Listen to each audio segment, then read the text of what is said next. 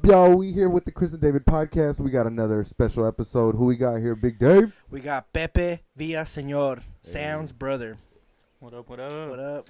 What up, y'all? So right before this, we were actually talking about David being reminded about a transvestite.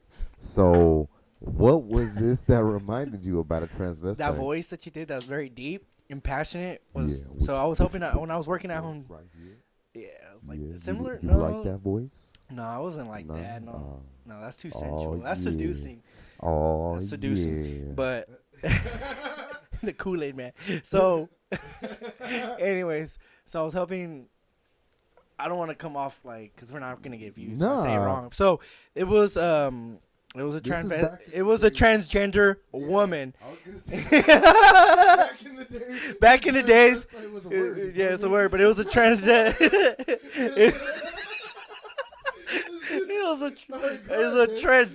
woman, and she was pretty massive. Pretty? She was massive. I mean, Okay, she was massive. huge. She looked like a walking Frank tank. Gore bitch or what? It was definitely that Frank big Gore? Frank Gore head, dude. Yeah, but she was tall, and she came up to me and goes, "Estás bien guapo. Gracias por tu ayuda, pero mijo, Yeah. me puedes ayudar a levantar esos ladrillos en mi troca?" And you were like, claro que sí. No, I was like, déjame agarrarte a alguien.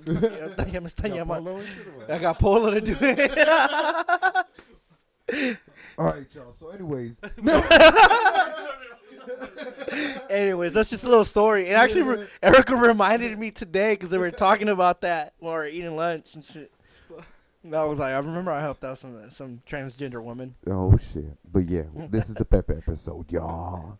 So now we here with Pepe, as David said in the intro and shit. You know, it's Sam's brother and everything. But like, what I remember Pepe was. Yeah, it was Sam's brother and shit, because we were kind of like, me and Ricardo would go and we'd kick it with Sam and shit and everything. And this is still when you were, what, 5'6"? And then... Yeah.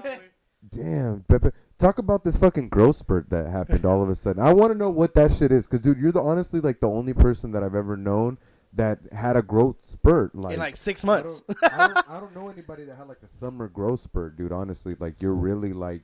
the only person I know. You're taller than all of us. I don't know. I mean, Yeah. How did freshman that shit year, feel? dude, I didn't feel anything. In my freshman year, I was like 5 feet, like Damn. flat. I swear I was fucking tiny. Damn, yeah. Sophomore year, I was like Mhm. 5'4" maybe, like at my That's still- peak. Yeah. Were you taller than Miguel? So y'all were I know battling for almost, position? yeah. Y'all were battling for position at that point? Okay. We're both trying to be the Uh-huh. starting guard, you know. No, and then, and then yeah, junior year I was like fucking 5'10", 5'11", Damn. fucking just grew out of nowhere. That's crazy. So did you feel like, damn, I'm eye level with these motherfuckers now? You're like, you're like I didn't feel no difference. I swear. No. Like I remember yeah. first day of junior year, Mm-hmm. Fabian had left. He had left to San Diego because they're a year older. His junior Yeah. year. So when I was a sophomore, Okay. so he came back. This For is his 2010, right? No, 2009. They Right. graduated 2009, but it was 2008 when they came when he Okay. came back first Okay, year, okay, okay, first yeah. day of his senior year. Mm-hmm. And I went to say what's up to him, and he was like, "Damn, look at this tall ass nigga." I'm like, "That's what's up to you." Yeah. I was just like, "The fuck," you know, like, Yeah. like I didn't feel any different, but I Mhm. guess I grew. Fuck. Yeah, I remember that summer. He was to my shoulder, Yeah. and then hits August, and I'm looking up like this. Like, I'm looking up, like, you know what I'm saying? I'm looking over. I have to go like this to talk to him. It was Yeah, that's fucking weird. crazy, Pepe. Damn. Did your Yeah. knees hurt? My knees used to hurt a lot when I was young, like playing soccer growing up. Like, I just. would imagine, dude. Yeah. But the funny thing is, like, I Uh-huh. remember when I was little, the doctor used to tell my mom that I was gonna be taller than Sam. Like, since I was Yeah. hella little, she used to always Yeah. tell me, and I was like, this nigga's tripping. Yeah, now I am. I'm like a little bit taller than him, not by a lot, but No, it's just. Well, you're like okay. 6 foot. I don't like to say I'm 6 foot because I can't dunk. Aw. So I'm Yeah, 5'11". I don't say I'm 6 foot. 5'11" and a half. You could be. I'll be tapping rim. Yeah. I'm just kidding. You could be Fabe and say you're 5. You could say 6 foot, bro. Fabe on his ID says he's 5'11". Yeah, that fool says he's 5'11". He's not 5'11". That fool's like 5'9", Damn. 5'8". Yeah, but I don't like to say I'm 6 foot. I'll take 5'11". All right, so who was it that had said that Pepe had started playing organized soccer since 6 years old? Was it Hera? What? Marco. Yeah. Marco had said that Pepe had been playing organized since Alva. He played. He played in my soccer team. Weren't you? Yeah. Weren't you playing in my soccer team? The one where they didn't let Cardo play because he was too tall. He was too big. Yeah. So that's the same team. No, when you were 6 years old, Carter was too old. No. Okay. So when I first started playing Mm-hmm. was when I was 6. Because I started playing in the under 7 league, but Okay. so I was 6, and then I turned 7 while the league was going. So my age, I was in the right age, but I was Yeah. 6 years old. Okay. And then that was like in the Manteca league. But with David, I want to say I was maybe like 10 or 11. You're 2 years younger than me. Yeah, so I think we were I like. think you were 10 because I was 12. Yeah, so I want to say we were playing under 12s at Van Buskirk, and me and Cardo went to like one practice, and then we were gonna go play, and they took Cardo out middle of the game. We're like, nah, he can't play. He's too old. For real? Even though he was the youngest one. He was younger than me. So I never heard this story as far as it being in the middle of a game. No, he didn't even get to play. He didn't get to play, so I remember. So he like the coach That was been crazy. He was out on the field and shit. They're like, No, nah, that big ass but- nigga, get him off the field. No, but that's what it was. Cardo was big. Like he was just a big kid, you know. Yeah. And they were just like, nah. They're like, nah. I They're like, remember this. The coach looked at Pepe. Oh, he can play. He looked at Cardo, and he's like, he can't play. He's too old. And then I'm the oldest, bro. I think I was like 13 already, bro. I was pissed, fool. Cause dude, Cardo had a. what the fuck? No, I wasn't like. shouldn't be able to play. I felt hella bad. I felt hella bad too, cause I was like, damn, this fool. Like his family came and drove him to watch him play. And he hadn't played before. No, never played, and he was good. He was good cause he had a foot. So do you think that's where his dreams kind of died? I And think, shit? I think so. He talks about it. Yeah, and it went downhill from there. Yeah, he had the chance.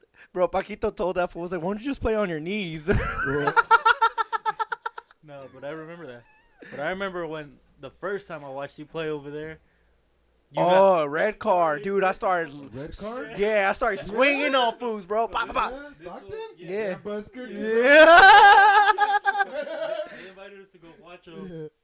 And I think it was you and Hector. Hector was playing on the other field, like he was younger. You were playing too, though. I think you were. No, I don't think I I played. bet he would jump in. I think we just watched. We Oh, went to okay. watch. No, like we went to watch, and Hector, they were playing on one field. Their game ended, and then these fools were playing on the older field, like the older kids' field. And this fool, I don't know what happened, but he got into it with some kid. Gets red card. Let me tell my story. You know who that is? Did Heck Park jump in or not? That's Nene's brother. Who? That's T. Tuberculosis? You know Danny's cousin? Oh, T? T? That's who I socked. Yeah, cause alright, he don't remember, but now I was like, so I got the ball on a rebound, so I'm running and I'm counterattack, bro. I'm running and he's about to he was the last man and side and What I position beat him out was speed. I beat him out speed. I was a forward, he was a sweeper. You were forward? Oh. Yeah, so I cut him off that. I cut him off, beat him on speed. As soon as I'm about to surpass him, yeah. Campos over here. Ronaldo, fool. So this fool noticed that on speed, and he right there. We were about the same height. I wasn't that I was short. He goes and elbows me. Ooh, Bah! you hurt? Boom! Hit me Oh. hella hard on my nose. Bleeding, leaking, bro. I was bleeding. I looked at my red shirt. I looked at my shirt, and I'm like, I'm not gonna play. Red card, right? Yeah, Red shirt, red card. No, You red. feel me? I see blood on my shirt. It's a white. It's a Puebla jersey, and I'm like, fuck. Like they're not gonna let me play anyways. Now that I got a bloody jersey. That's your team Puebla? It was Puebla. Oh, pobre. I took it off and I'm like, fuck it. I'm gonna just tee off on this. I just turned around, bah, bah, bah, swinged at him and then dropped and his people start coming in. I start swinging back and they kicked me out. I'm like, fuck you. Da, da, da. And I got red card. I got suspended for 8 games, bro. I remember the funniest part though. What happened? The game was still going, Yeah. and this was on the sideline, Uh-huh. and people just start running by like they're still playing, and he has a water bottle. He's all pissed off. He just fucking throws it at them. You threw was it full and shit or what? Halfway? Nah, he was drinking at Drinking it. it out. A little halfway bottle, you Yeah. feel me? I don't know if he threw it at them or the Yeah. ball, but he just threw it at it. Boop. Dude, they added 2 more games. It was 6 originally, and they gave me 2 Yeah. more games of ref. Oh, Dude, I tugged it out. Did you thug- stay on the sidelines or you just stayed home? No, I went home, dude. My dad took me Yeah. home because I was about to No, beat but the I'm fuck saying- out of him. Yeah. Oh, big. I was hot, bro. I was hot. And honestly, I was confident in my ability to fight just because I was doing karate at the time, too. So I was like, fuck Pepe, this. have you ever gotten into a fight on a soccer field? I have not, but No? I have been close. Yeah, I was never one to react to Yeah. things like that. You were like, look at this joke. Like, and that's it. No, I'm just kidding. And you walk away. My first red card, like I said, I started playing when I was 6. Yeah. I didn't get a red card. And that's when you learned the word joke, right? Yeah.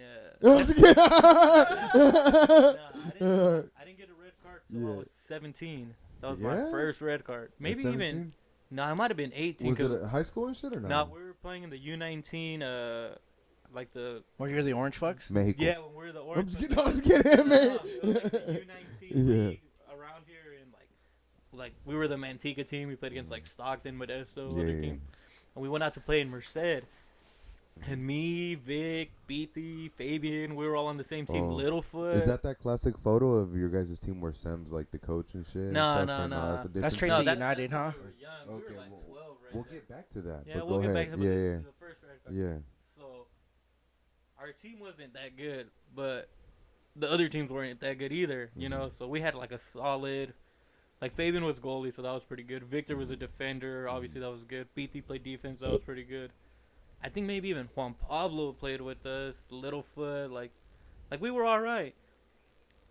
And the ref was just hating on us that game, the sideline ref. And like he had like a son on the team and shit? Or nah, it felt that way? No. Yeah, it felt that way? That they were just hating on us, calling everything. I remember like getting hit and they wouldn't call nothing for us. And I just told him, like, dude, I'm about to... You didn't elbow back and shit? No, like, I told him, yeah, like, so this is your first red card. Like, I got in his face and was like, dude, I'm about to beat your ass. And, like, this would told the... Gave him a little head bump, right? No, he told That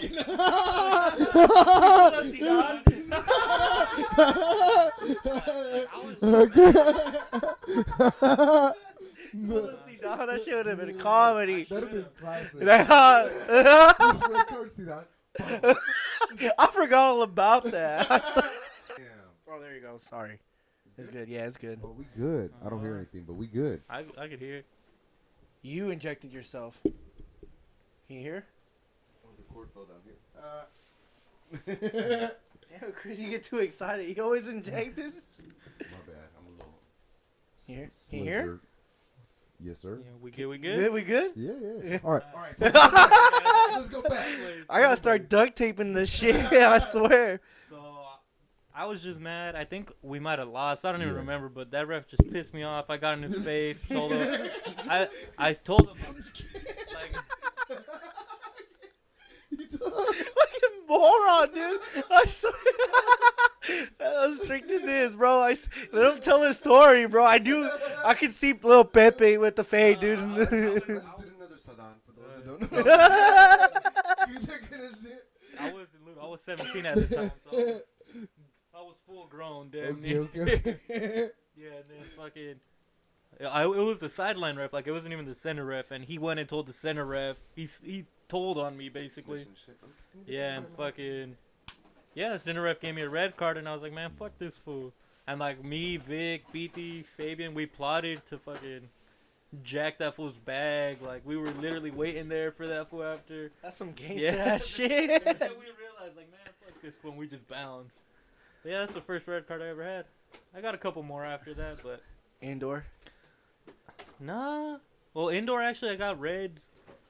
Maybe for talking to the ref. Talking shit to the ref. Saying, pinche re vale verga.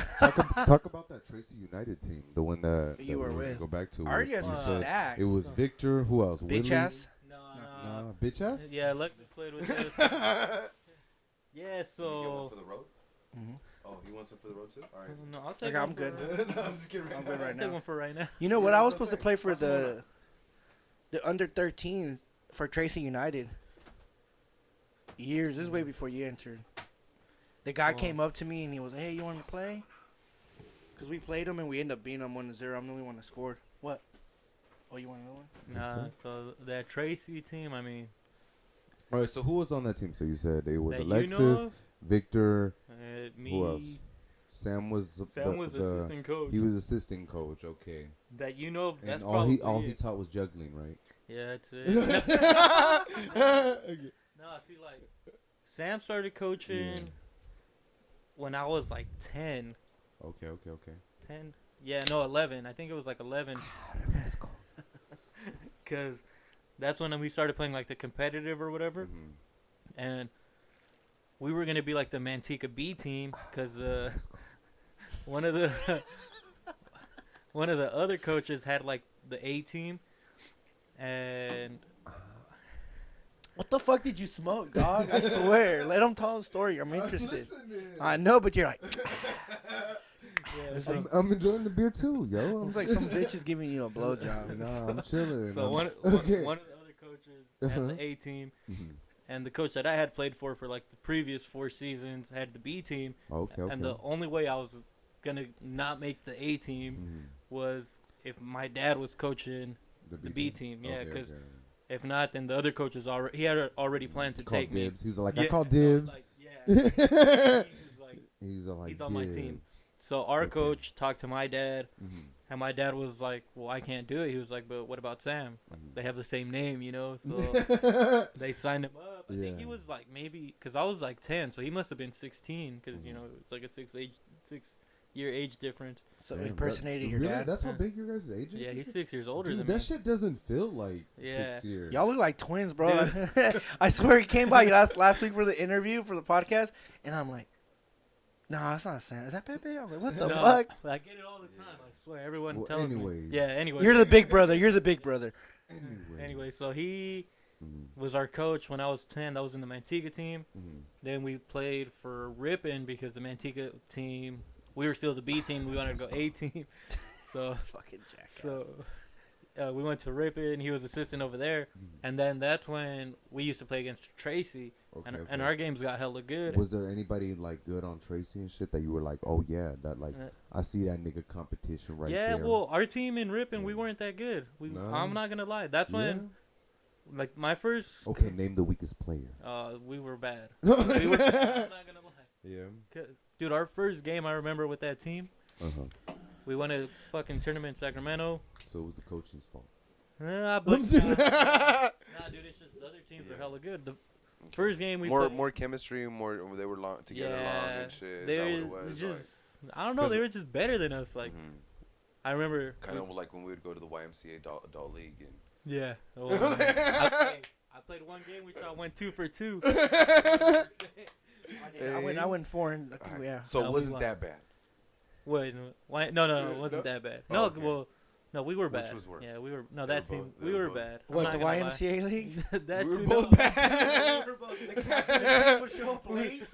We were bad. We were bad. Okay, yeah. No, but then We were bad.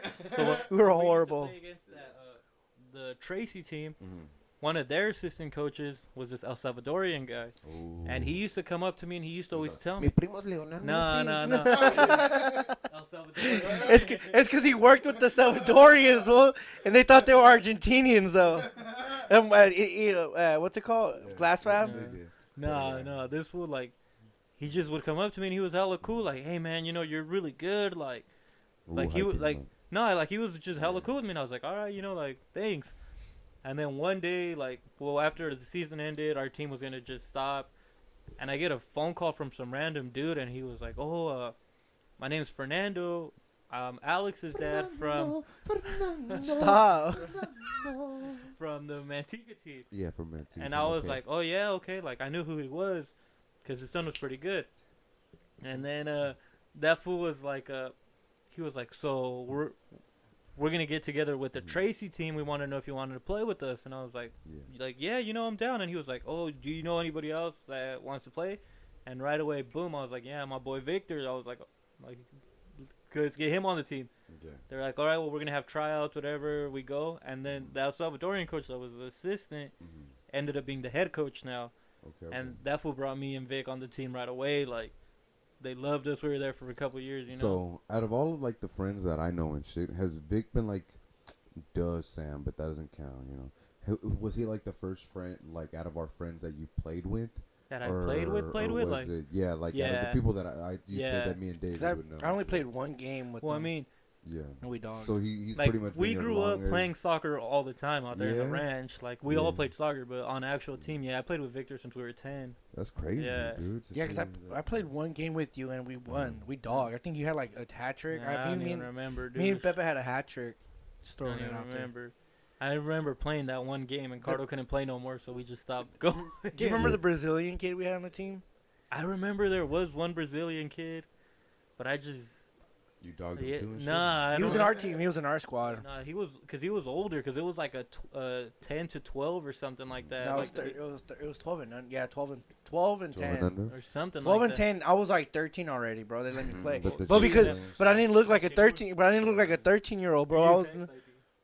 Yeah, I feel it. I had a small. Pac played too in that team. I remember. No, yeah, I played with Vic when we were like 10, and then since then we played till we were like 14 or something like that, 14, 15. That's crazy. That's dude. when I And stopped then- playing, and then he kept playing. Why'd you stop playing? I don't know, our team.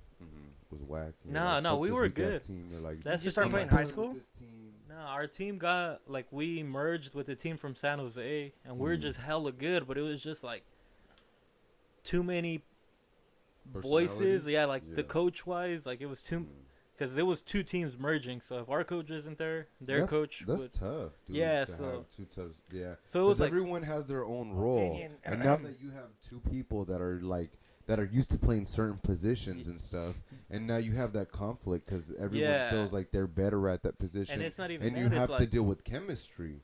That's the biggest thing is you're trying to Well, have those see, two teams blended that's the together. thing though. Like, And like fuck, like even if you guys can admit that one player is better at a position, even say it's striker or whatever, the other team's gonna be like, damn, like they're gonna feel salty because they've known the other striker for so long that they're like, fuck, you know what, he is better than you, and then that guy's gonna feel some type of way. Like for So- real, you guys are fucking. We've been playing for so long, and you guys are hating that because. see, so But that, you know that that was kind of it right there. yeah. But it No, was I can also see it happening. like Mhm. so we trained over Mhm. here, Mhm. and they all trained over there, and Trained we on one girl, right? That's just like we hardly ever practiced as a feel whole team, you know, like Yeah. all of us. Mhm. And so if their coach wasn't there, Mhm. our coach would like to use more of our players. Okay. If okay. our So- coach wasn't So there, they started feeling. If your Like, coach wasn't there, yeah, they started They feeling. were started did- using they're more of their their players. type of shit. Okay. And then I felt like the parents were like just talking too much, trying to act True. like they were coaches and stuff, True. and like Which That is can more happen. common. That can Yeah. happen a So, lot. That's like- so common, dude. I No, think it's that's- common as Alright. fuck. So let's fucking throw it back, y'all. Let's make this shit personal. How do y'all feel like your parents putting their inputs and their voices into your guys' influence as young soccer players? We're gonna start with Pepe first because not only this question to apply to you, but your dad was a coach and stuff. So Mhm. this kind of is Well, more to my dad to never you. really coached, but No? he was. he My had dad that role, right? Well, at first he didn't really go to a lot of my games because of work. Mhm. But when he That's did start going to understandable. my games, though, Yeah. like obviously as a kid, you know, you love it. Like, Yeah, oh, yeah, your yeah. dad, my dad's here watching me, you know. Yeah. So the thing is, when I was Yeah. little, like when Yeah. we first started playing, I was playing with a bunch of white people. Like I was literally the only Mexican on the team. You So probably stayed out. So my dad would speak Spanish to me, and he used to always tell me, "Llévatela solo." Like that's what he would tell me because Yeah. dude, 1v1. Let's go. I'm pretty sure. I'm pretty sure half those kids couldn't even lift the ball, I'll put it to you this way: my Mhm. first season, I scored 43 goals in 10 games. Hey, gang, So, gang. so my dad would literally tell me, "Llévatela solo," because my team didn't know what they were doing. Would you ever walk in with a hat? No. No. That was common though. But like with little kids, when you start, one kid would know what the hell they were doing. Yeah, and that was me in the whole league. Like my team was winning games because I was scoring all the goals. But as I got older, I just hated my dad yelling. Like I would get mad at him. Like Yeah. I would yell So, back at my dad yelling. Were you used to it, like, since you had seen your brother grow up playing soccer and shit? Did he kind of give him the same treatment, or did he treat you kind of different? Like, Yeah. he seen you were a beast, and you're like, okay. Well, No, I'm just kidding. this is what it was. God No, damn. What it was is that since Sam was Yeah. older, Yeah. He kind of, like, okay. Well, he see told what me had that to work Sam. through, and then when it got to you, he was like, No, okay, no. I kind of know how to. Sam said that, how to like, they coach, didn't put no? him in a team, right? Okay. no, Growing up. we both started the same year. So I started when I was 6. He started when he was 12. Oh, But that's, he- that's a yeah. very big advantage. So That's a he- super big advantage. But also he started Mhm. playing U14. It was 12 to 14. So he was Mhm. playing with older kids. But since he was older and games were Mhm. around the same time, they would just drop him off. And then they would take me to my game. Obviously, they're gonna take the little kid to his game. Yeah, You know? No, that's he more needs to be. basic, He needs to be yeah. supervised more. Yeah, So they wouldn't. That's They understandable. wouldn't necessarily watch a lot of his games because they would take me to my games. Mhm. But he was good on his team for being one of the younger kids. He was always good. Like he would always compete. But my parents just wouldn't go because they had to take care of me, obviously, so they would go to my games. So one of the things that he said he liked growing up and watching his shit was Ronaldinho. How big was he your main focus and like the person that kind of made you fall in love with Barcelona, or was it something else? Because I kind of remember from Dino and it, like that's it, and then from there him and Messi, and then from Messi took off to become the GOAT, and then like No, He has to yeah. win a is World that Cup. what it is? He has to Yeah. win a Is that World what Cup. it is? Messi has to I win ain't a gonna World Cup. lie. Yeah. I ain't Dino gonna was lie, the yeah. juggling and shit. And just The whole Joga Bonito movement. Yeah. And he was like the main part of it. And I mean, we grew up playing in like that main era of it. You know. All right, spit your knowledge, Pepe. Let these people Lace know. them up, bro. Lace them up. The whole Brazil Yeah. team Well, right now. that's Come what- on, who'd you have? Speaking of the Brazil I'm team, letting that- Pepe know Brazil. that Come on, let him 2006 know. World Cup was stacked with fucking raw ass players, bro. Name that Luis squad. Figo, Raul, Sergio Ramos. I was Pepe episode. Oh, Very my good fault. I'm hype, saying, Dave. yeah, fool. I know I brought some little hype down here, Big Dave. over here. Game in different countries. No, but I was saying that World Cup was stacked. Who does he know? I think it was way past. I said 2006 World Cup was stacked. He's getting shouted in this See, podcast. The 2002 World Cup. It was better? Korea, Was better than Japan one. 06? No, that's when Okay. Ronaldinho started getting noticed. Uh-huh. So they had a Okay. squad in So 2000 Pepe, They so won you that World Cup. wait, you were born in 95? 92. 92. Okay, So I well, was I was 95, nigga. What the fuck? I think you're confusing him with Daddy, bro. All right, so 92. Yeah, 92. Okay, so you were 10. 10, yeah. 10. All right, cool. All right, so that's big influence. That's when Lakers started winning titles for me at that point. But go ahead. Yeah. So go ahead, Barca. Yeah, so No. go ahead, Barca. So Yeah, Barca. I used to Okay, play FIFA. Yeah. And Ronaldo, like Brazilian Ronaldo, was just a monster on That it. fool was a thug. 98. And so that's why I started watching the Brazil Oh, squad. ya sabe, ya tú sabes. Yeah. That Yeah. 98 World Cup, huh? Wait, I'll get you another one, bro. No, that's good. No, but yeah, so that. So then in the 2002 World Oh, Cup, so- I started following the Brazilian team. They were just beasting. Like, they had just lost the 98 World Cup against France, Mhm. and I felt like they were on a mission. Yeah, like revenge. Like Yeah. they had to like They were get it back. dogging. Were they young in '98? Do you feel like they were They too were, young? What were the mistakes? Ronaldo- What were the mistakes that happened in '98 Well, that you they- felt well, to them not winning that I, World Cup? I was young in 98, so I don't Yeah, remember. yeah, I remember that World Cup. What I do remember is France was just phenomenal in that Mm. World Cup, and it was in France. Zidane. Zidane, Henry, Zidane. like, Yeah. they were All right, good, all right. man. Let's let Big Dave get this one off Bro, real quick. 90, I remember this World Cup. 98, bro, was stacked, bro. They got Rivaldo, Roberto Carlos, Okay. Cafu, like that. They were dogging that World Cup too, but France was the home team hosting, dude. And I remember like, weren't they like dogging every team 4-0, 3-0 in I don't know, '98? I don't remember that one. I was young in And '98. 3-0, and then they end up losing 3-0 at the World Cup. But I remember Ronaldo got in, and they got that knee injury you over need by me some to player. Google But it or Morocco, what? huh? Do you need me to Google it or what? Yeah.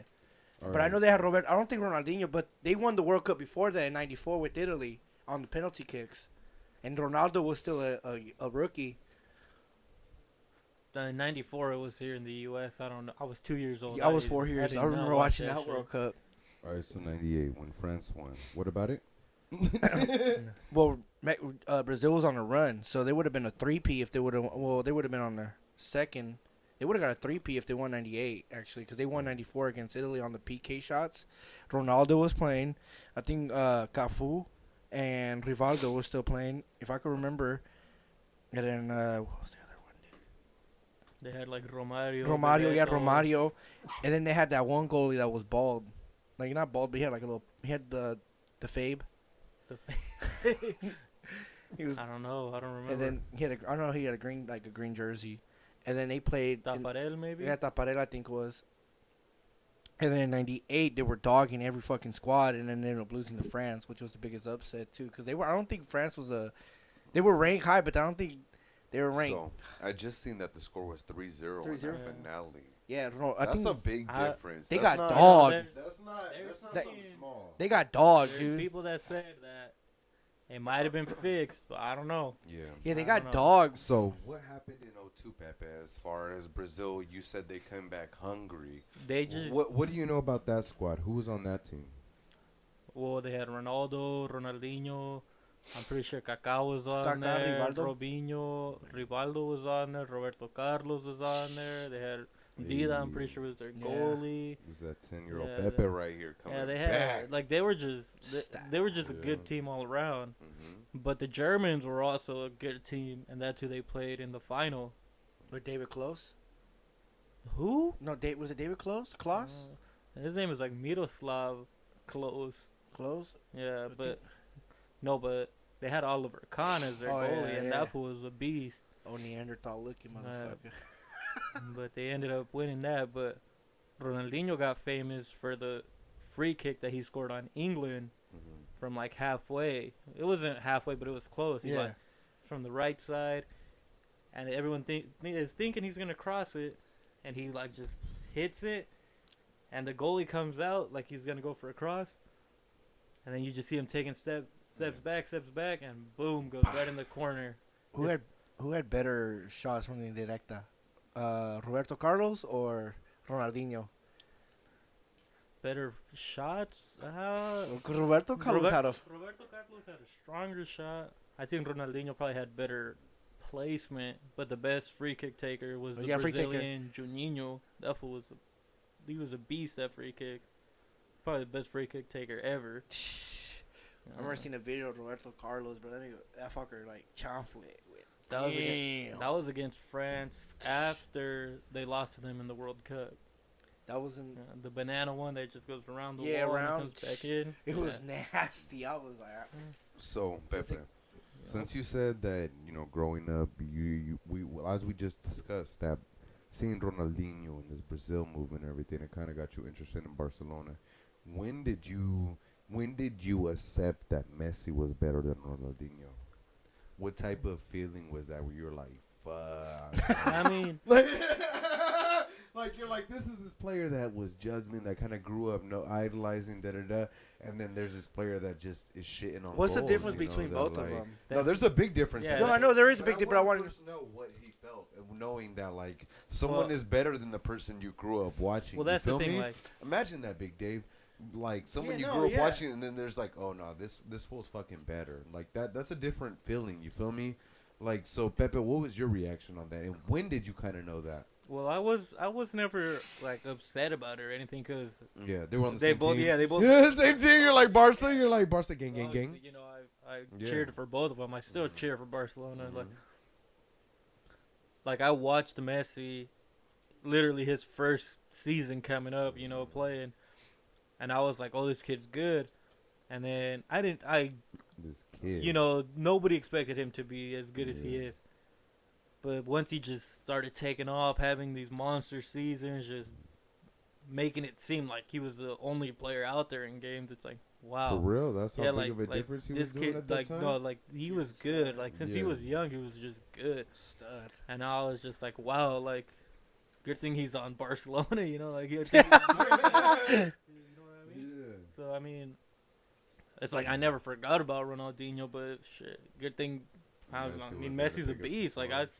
I think he's the best player. What was the Mhm. decline on Ronaldinho? That guy just left to party too much. That's what it was. That's what it was. Just. Before he was on Barcelona, he was on PSG. Oh really? Yeah. And so when he was on PSG, there's stories that people say that this fool would only try whenever he wanted to. Mhm. Like there was like he would literally not care. He would just be out partying and that stuff. happens though. Like when you're so good at a fucking sport, you could kind of feel like these guys are all jokes, man. I'm just gonna fucking bullshit. It was like another high Like to still level. go out there and beast. Like it takes a certain drive to want to continuously try to just continuously dominate people. So if that's you get bored, then that's when you do resort to you those kind type of you shit. kind of You're lose like, love for it. So you kind of like it's whatever. No, but yeah, that's what they would say that in big games is when he would show up. Like that's when he felt like he had to try. So he would just go out there and put on a show. And there was another player, Okocha. He was an African player who they said Ronaldinho learned a lot from at PSG. And that dude, he was a juggler and stuff. yeah, he's like a super skillful player. Like if you look up his YouTube highlights, like he's just out there embarrassing people. And Ronaldinho's admitted it himself. That's one of the players he learned a lot from. And I mean, but this guy just loved partying. Like he would just go out and party all the time. Go hella hungover. And he's in prison at this moment. If we're not I mistaken, think he might have been. I think he might have been released now. What the fuck did he go to prison for? Like in Panama or something like that. I just remember videos of him playing soccer in the prison. Yeah, what the fuck is being a fucking it was for like Pablo Escobar. Lightweight. Like he was like some type of fraud in like Panama or some random country. Shit, some stupid tax. I forgot shit, he dude, played for Querétaro too. Yeah, he was in Mexico and Querétaro. You don't got a Querétaro jersey? Nah. He's a straight loyal Chivista. Yeah, I feel it. If you had a Mexican team, what would you pick, Chris? It would probably be Chivas. You're okay. Huh? Yeah. I'll see you, I guess, but I'm not a Chivas fan. I don't know. They're dope. I don't see myself in America colors. They're like yellow and like blue. And like I pee yellow. You feel me? My team is Pumas. no, that's my dad's. Atlas. Atlas. Even though as long as we don't go to second division, that's all that matters, bro. All right, Pepe. So we talked about a lot about soccer and shit, you know, How which many is people have you a snaked? big. I want to thing. ask one question. You want to ask him? Go ahead. Yeah, how many people have you snaked and embarrassed? I seen him snaked and embarrassed a couple of players that played at Franklin, dude. And I used to just do it on purpose. Just hype them out, and that'd be hella pissed. Oh shit! I used to. Keep count. No, we did actually. Like when we were in tournaments when we were younger, like, all right, we're gonna see who could do the most snakes, or we're gonna see who can do the most megs and shit. Yeah, that was always fun. That was always a fun part of the game for me. Oh, I seen that. Yeah, like, cause growing up, I always did like scoring and stuff, but then when I started playing more competitive, I played more midfield. So I was more of a distributor, more of a let me get this ball on this. More of a workhorse type player. Like I was a box to box midfield. Because you loved having the ball. Yeah, I did. And Pepe, honestly, all right. Is there a position besides goalie you haven't played, or have you even played goalie? Or I mean, I played goalie like just messing around, but never like seriously. But but what position have you played? Because I know you've played you played defender, you played fucking sweeper. You played forward. Right you played mid, center You mid. played a lot of the field. So what position haven't you played? No, I've played. I've literally played all the positions. Like, yeah. In serious competition. Yeah, in competitive. So besides, did you play goalie in serious competition? That's the only. I've never. That's the played only goalie. one you fucked around with, right? Never played goalie. Okay. I only ever played like a indoor, messing around. Like, fuck that! I need to score. Like, no, I'm just kidding. No, I'm just kidding. I was always the player where if someone was hurt and we needed someone in that position, the coach would be like, straight up utility player. Yeah, like I was just versatile. You're gonna play left mid today, or you're gonna play right back, or you're gonna play forward. Like, all right. So being that type of player and shit, did you study? Because you can't study one type of player, dude. You have to have love for the whole sport and shit. Besides Messi, did you have like a favorite mid and a favorite defender? Like, because you have to have like kind of compare your game. You're like, oh no, that person fucking they're dope in the mid. They're dope in the backfield. Like, who would you say you can compare yourself to in the mid and the back? I mean, like you said, you just have to have love for the game, So like, I've ever since I was little, I've always watched it. So I wouldn't ever say like I compared myself to anybody. But I was just like, there's no more. Like, I just studied positions, I guess you would say. Like, oh, this is what this defender's doing, or this is what this midfielder's doing.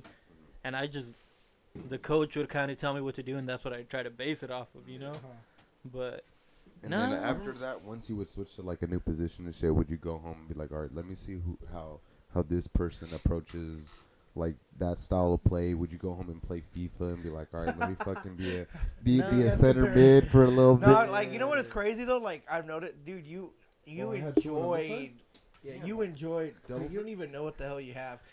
You really enjoy playing center mid and playing with you in indoor, dude. Like I felt really comfortable and on the right mid. Oh, I thought you were gonna say you were chilling at goalie. No, I only got the reason I played goalie was because no one like wanted to fucking be goalie. So all right, Pepe, let's switch it up right here. Who was a better goalie, David or Beetle? Fabio. Oh, you even admit it? I mean, I ain't gonna lie. He was good. That fool was good. We went out to play against some team in Sacramento. He does take pride in playing that position, huh? He does. Nah, he hates that position. He's always like, I'm really? a striker. He's not a striker. He's a liar. Otro Jorge Campos. Third shout out. You feel me? I grew up playing a right forward and a right mid. So those are the only two positions that my dad would make me watch videos of all the right forwards, all the right mids. I remember we went to go play. We had a team in the Lathrop League. Yeah. And we played a game against some other team, and whoever won was going to play against the first place team in Sacramento. Mm-hmm. And the other team we played against, like, one was like a little selección. They made their like the best players, and we ended up beating them. Yeah, how bad? I don't know. It was like 3-1 or something like that. A little light ass tap. I wasn't say a beating, but a little light ass tap. They were like a selección, and our team was literally like me, Sam, Vic, Fabio, Pete, George played with us. Simon played with us. Like it was all the homies. Yeah. And they were like a selección, and we beat them. But we went to Sacramento. Better chemistry. Yeah, I guess that's what it was. But our team, when we played out there, like in our car, actually, I remember Fabio was driving. It was Fabio, Vic, me, and George. And we get there, and dude, the other team was just beast, and like they dogged us. So we lost 5-1. But they were all older. They were hella good. Like you could tell they had a chemistry, right? How big of a year difference was it? Like 2-3 No, years? like no.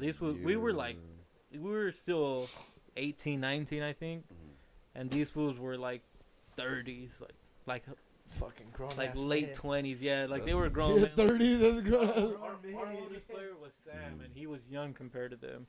Grown ass man. Nah, but like our car that went was dogging. Fabio saved hell. If it wasn't for him, we would have got dogged by a lot more. Vic and George were dogging in the defense, and they were all saying like, "Oh, es el único que tienen." Whenever I would get the ball, they would be like, "Es el único que tienen." Yeah, that's all they got, because we were the only ones doing anything. But no, Fabio was beast in that game at goalie. Wasn't Fabio like he grew up playing a goalie, right? His whole life. I think he might have been striker, but he was like backup goalie. Yeah, because I hate playing sometimes with him when he's a striker because he won't pass the ball. Remember that one time we played and he left me open and no shot. He just took the shot. Like I could have easily won that game, but because he decided to take the shot, all I had to do was just tap it. You bitched at him. You bitched at me like for real. I remember, man. I played so many games. I'd imagine. Pepe's up there. He's in Kareem numbers and shit. Over 20 years. No, I was gonna say, yeah, he's 20 years of soccer. Damn, that's crazy. When you love something, you know what I mean? So let's throw it back. I was playing at Delta though. When you played at Delta? Yeah, I played one season at Delta. I'm surprised they didn't put you like as a center mid instead of a sweeper, which is kind of different. Well, what was the reason why the coach had you play that position? The team was so bad that they needed someone to clean up all they fucking mess. So the thing is, Alexis is the one that took me, right? So obviously center mid is my favorite position. So I told the coach. They asked me, "What do you play?" Oh, I played mid. So that I was playing the mid or whatever. And then at one practice, one dude was just dogging us. Like he was good, and I was like, man, like I just gotta like stop this. Like I need to, we can't. Like he's the one doing all the work. Like I'm gonna just sit there, and so started doing good. And the coach was like, damn, like I think you're a defender. And I was just like, okay, like I can play defense. Yeah. And so we didn't have a sweeper because the last sweeper they had, his 2 years were up, like that the season before. Yeah. And so the coach was like, hey, do you mind playing sweeper? I was like, nope. And I mean, there was no other sweeper, so I had all the playing time I wanted. So on the field all day. It really was. So, but I mean, I earned the time though, because dude, I put in work when I was playing that Delta. I feel like if you were the center mid, I think that team would have been a lot better. I don't know. I mean, you did save them a lot. So center mid is your favorite position? That's my favorite position. That's your favorite position. Okay. But I'm not gonna lie, it's my favorite. But I think my best position is probably a defensive mid. Like a center mid is kind of more of a box to box, do all the work. Yeah. Defensive mid kind of sits more, wins the balls, and just lets it go.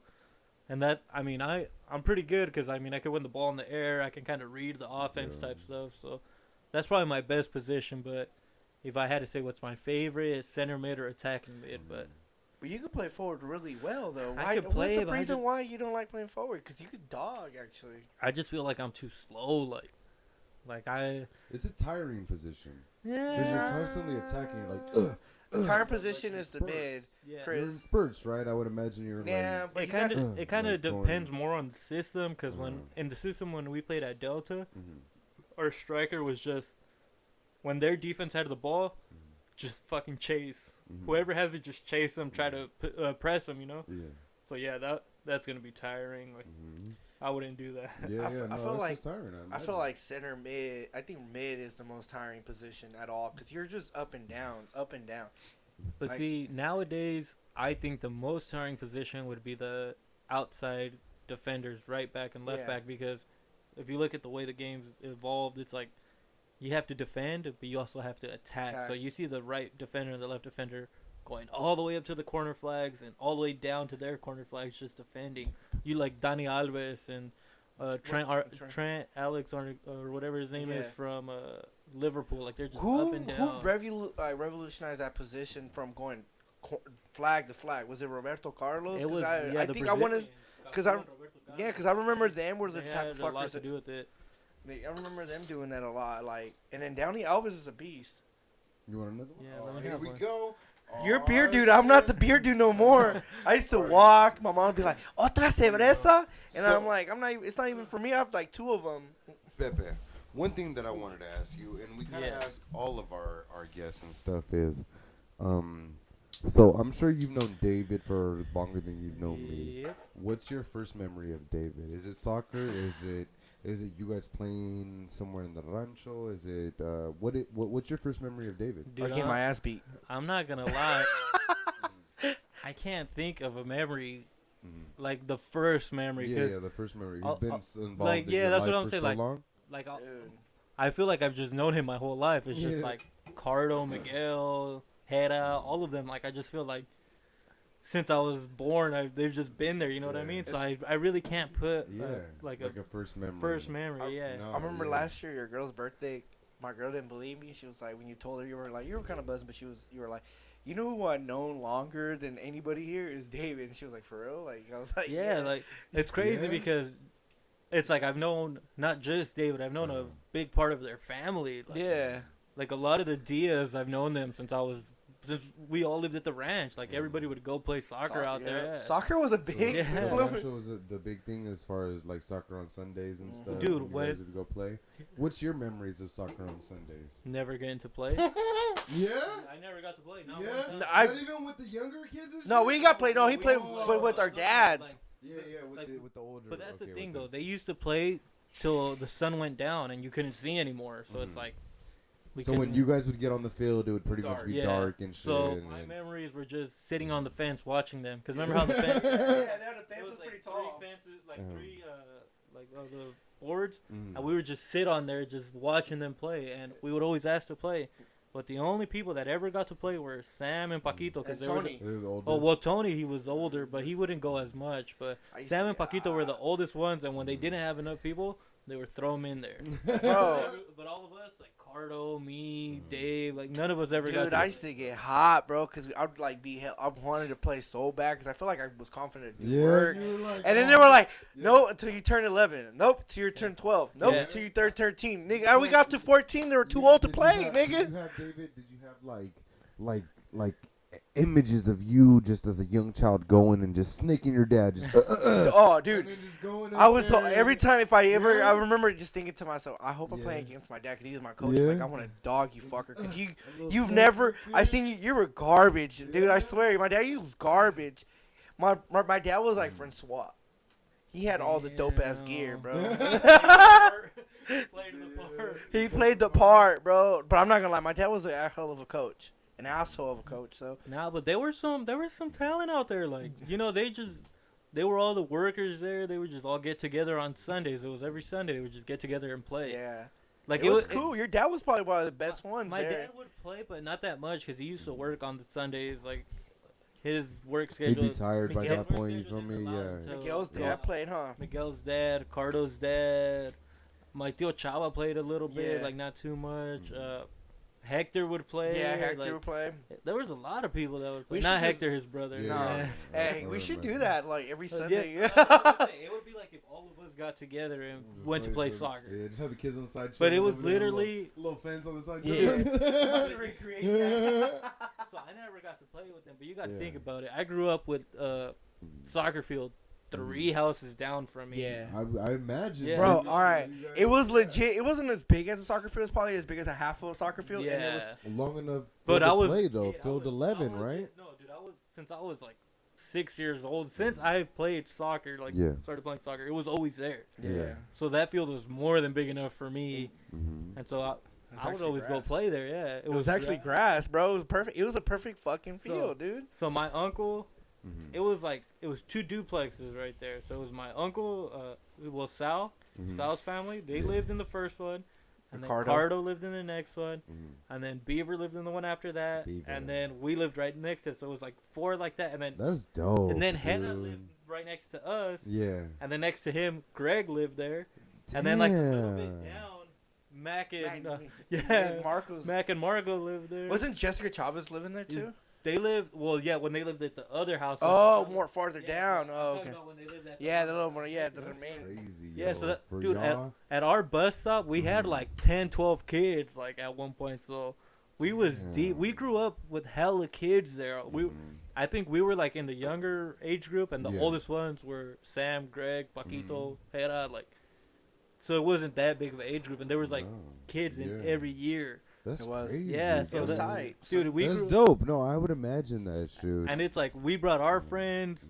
Cardo brought his friends and family. You know, like everyone brought friends and families. All of Sal's cousins would always come, so we just always had hella kids. there It was playing fun hella- going every Sunday. Bro, Sunday was the shit for me because I was like, oh, Yeah. finally. Because Yeah, like I grew soccer? up here. Yeah, Soccer Sunday? soccer, and then my cousins, and like it was cool because like I was like, fuck yeah, dude. Like here, you can't play fucking soccer living in the fucking city. You know what I'm saying? Like you can't do shit. You can't really have a good play over there. Oh man, that shit was awesome, dude. I surfed with you guys at the Con Mountains you guys had. You know, the big old the rock. big yeah. It was rocks. It was rocks. I thought there was Con. Oh no, that's Julio's house. No, we had a big old rock hill. Like Okay. I fell off of it. Yeah. Dude, Oh, but man. Julio's Ranch actually had like the big con. See, like all of them used to go. Julio and them, they used to go out there. I knew like Crystal and all Crystal, that. yeah. All Oh, the how Diaz. far does Crystal live out there from you guys? Was They it were similar rancho or no? No, they were kind of down a little bit, but I mean, they would always pull up there too. You know, 'cause Yeah, her dad is Cardo's dad's brother. brother, Or right? the old, Yeah. He's like kind of like the second oldest. Yeah, Mateo Fry. so, I knew a lot of David's family growing up. Like, All the Diaz's. yeah, I knew a lot of Diaz. It's crazy. Oh. bro. Chris will say every time he had a party, bro, he's like, "Fuck, how many motherfuckers are you guys?" Nah, like for real. Both Like I knew Milton was always out there too. Yeah. Like I've known him for hella years. That's gay ass That's man. With his crazy. fucking Yeah, dude. bell bottoms. So What's the first memory of me then? Since you're Oh, saying that you're- you've kind of always known Yeah, David yeah. and everything, and you guys grew up playing soccer I gotta Sundays. find someone that only meets What me is the later in first- years. In the later years? No, 'cause everybody's like, I just Is known it him in gonna my be whole like- life. Like, God, I guess. I can't. Like, Erica always tells me, "What the fuck is with Chris? Like, so conceited. Like, what does he want? A memory of me? Like, what's up with you?" I was like, babe, you've relax. known him for your I was, life. I've known her my whole life. Yeah. Like, I was. There's not like a first memory. Huh? There's no first memory. There's the. but it's like if you're Yeah. asking me what's my first memory Of of Sam, Cardo, or yeah. I don't Yeah. No, I would imagine, which is family and shit. Which is crazy because I'm kind of like this extended family. Like, like I came into the picture but out of nowhere. But you came into the picture. But see, here's the thing: you came into the picture at the same time that like Martin, Fabian, and all them came into the picture. Really? I don't. Did you guys stop hanging out with Carter for a while? Then like his mom passed away, and then after that's when everybody started like coming around more. I met him right after that. I was always the youngest one, so I never went out or did nothing like that. Yeah, whoever was there was there. You're like, yeah. Honestly, you know who was a hella good friend of mine growing up was Beaver because he lived right next door, and me and that fool would always play soccer, fucking play video games, just fucking do stupid shit. Yeah, but fucking Beaver. Yeah, I gotta get it. I'm gonna get him. I don't know if you know Chucky. It sounds familiar. Is you that know Spike's little brother? No, but I know fuck Spike. Yeah, okay, so yeah. Luis, you might have not met him because this was after Cardo had already moved. Oh no, probably. Yeah, so Chucky and Beaver. Chucky was actually my age. Beaver was a year younger, but we would all kick it because we're all the same age. But that was like after everybody left and shit. But me and him, me and them two, we were hella cool and shit. Yeah. No, but the first memory I have of you was when you guys graduated and you guys came over to the house. That's when I met you at my house over. Our graduation robes still and shit. Were you guys? No. That'd been hella funny. I sent him the video. We were at Cardo's house, right? No, it was when you guys came to our house. Okay, because I remember right after graduation, we went to Cardo's house. And we had a dinner, and I want to say that was my very first memory of Miguel and Marco. No, see. Throwing it back. No, dude, I don't even remember that until now. That's crazy, dude. Okay, but that memory just came back right now. I'm glad I'm able to document it in this audio podcast, live experience. All right, so Pepe, go ahead.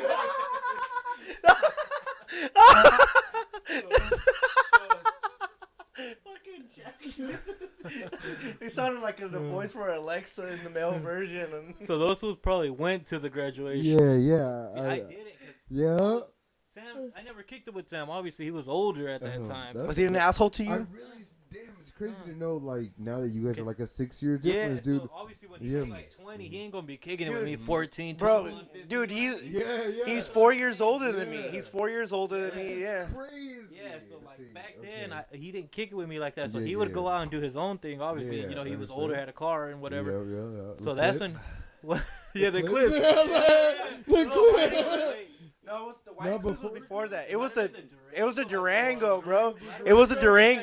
It was a Durango. I remember both. So at that point, might have been the Durango because that's when he would go kick it with like Paquito and stuff. So I remember the first time I met you.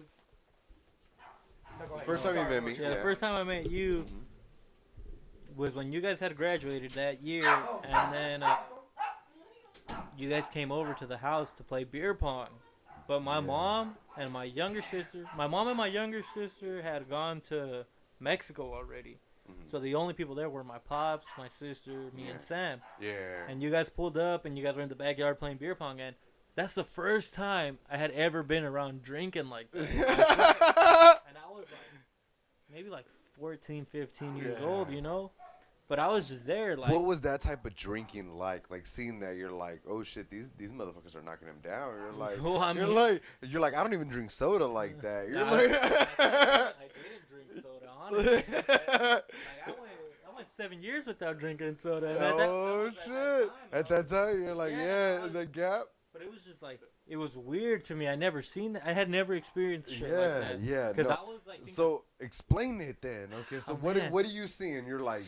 I'm sober as fuck. You're like, I see people. You're like, well, that's when I met guys you. Are drinking, like, yeah. No. And you're like, who the fuck is this guy that looks like kind of like Cardo? So and you're like, nah. Everybody that came, I knew except for you. Yeah. And they were like, oh, that's Chris. And I was like, all right, cool. You know, whatever. You know, shake your hand, like, whatever. You know, like looks like Cardo. It's Cardo. But I thought, what went into my mind was like, oh, my dad's gonna be tripping. Yeah. But my dad came down, and I remember him playing beer pong with y'all and shit, and then like he just went back upstairs, and it was all good. Yeah, but it was like it was just weird. Like I had never been. like when everybody just came over and played beer pong when they graduated. The first time that Pepe had met me was playing a beer pong night, and in that he had met me, and he was like, oh, he knew everyone except for me, and he's like, there's this guy that kind of looks like Ricardo. Fucking twin or something. I never thought anything bad about it. I was just like, oh, you know, like, all right, cool, whatever. Like, you know, there were so many fucking people that went to that house, and actually everybody, like, they were all cool, you know? Dude, you were a good host. After going to, like, your parents' house out there and stuff, it was just crazy. We were that's what I was gonna say. Going out there and spending, like, long-ass nights. Dude. I remember. You know, one of the things that I'll forever have on me until I die is a Halo tattoo. Oh, yeah. So some dude came up to was like, were you in a competition when we were at High Road Day? Someone's like, were you in a competition? Dude, I like, honestly, people randomly come up to me and be like, oh, that shit's sick, dude. Halo 3? Yeah. And they were like, out of nowhere. I got that on my Xbox One. Like, I still Let me see that. Damn. So, let's go ahead. And like I said, that's something that I'll have for life, dude, which I Legendary. It was a high school tattoo and shit. It was a high school. It was past high school. Post high school. But it was like a good portion of our life and shit, dude.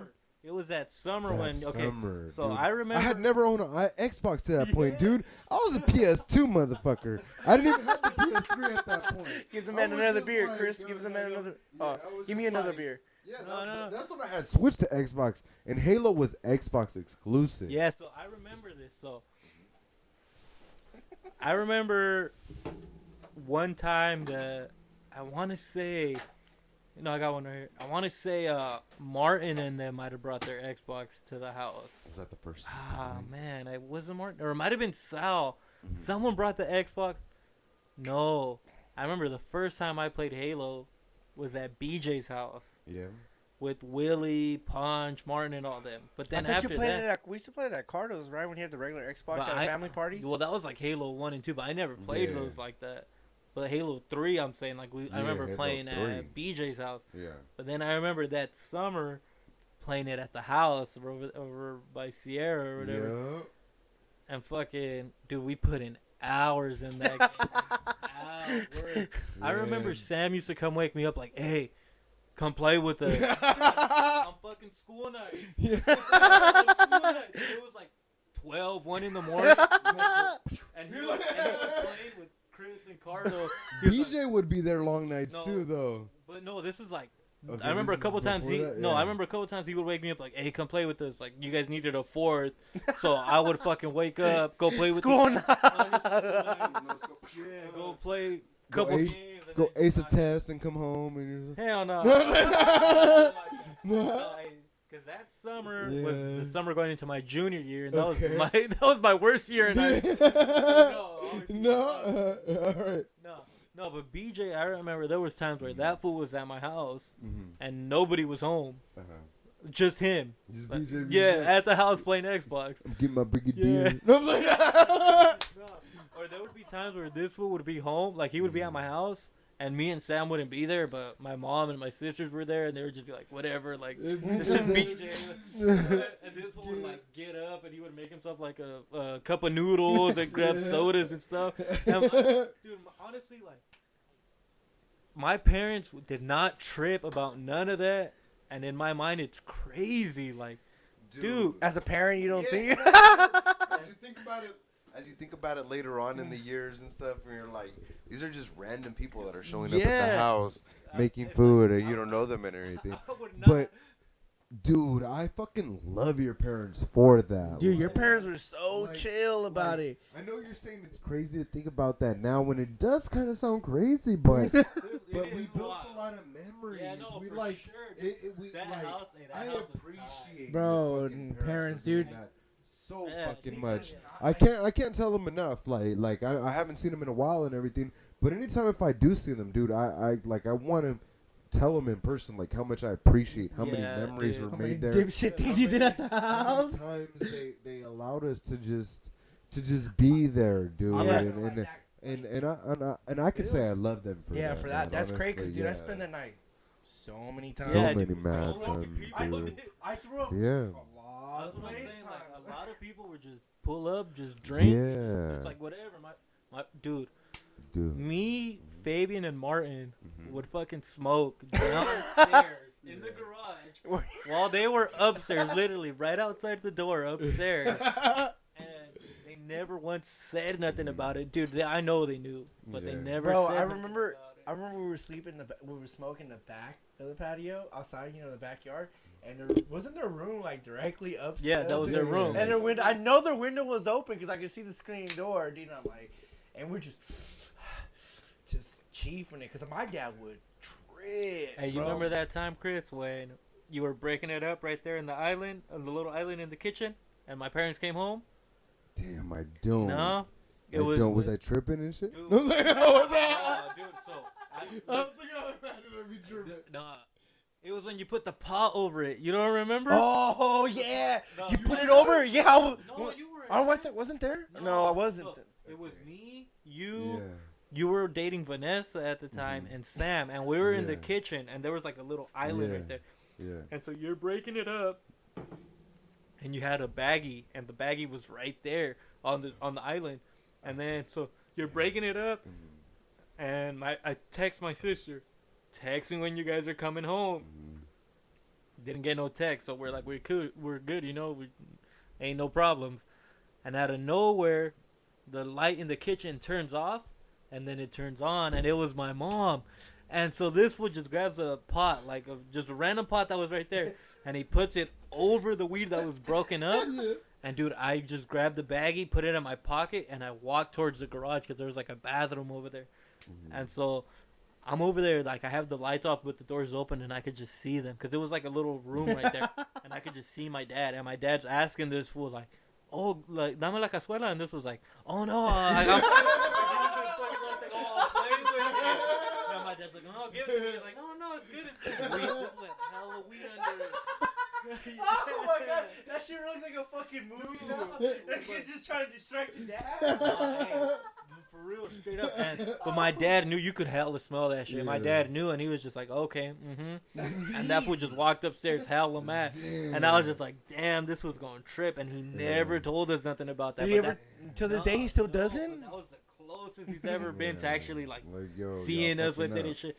Dude, that shit was wild, though. Does he know that you used to smoke? He had to have, dude. They moved into Sam and Healy's house for a little bit. Remember when we had all the fucking bongs in the garage and shit? Oh, they did move in there for a little bit. I forgot they did stay there for a little bit. They knew, but I mean, they never told us nothing. So they see the bongs in there and shit? Like, I don't know if they saw the bongs and stuff because I think we put them away, but they saw the table, and the table had all that shit on there. Yeah. I remember when you used to live right there with 7 E's. I had nothing to do, no job, bum. Hit up Pepe. I would hit up Pepe.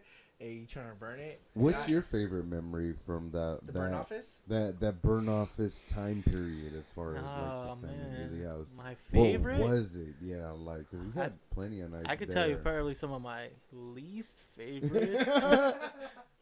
Because, I mean, for the most part when I was there, I was just fucking hot. Babysitting and shit. No, dude, babysitting. Well, you didn't drink at that time either, huh? No, I didn't. When you started drinking, what made you make that choice? Like, I'm going to drink.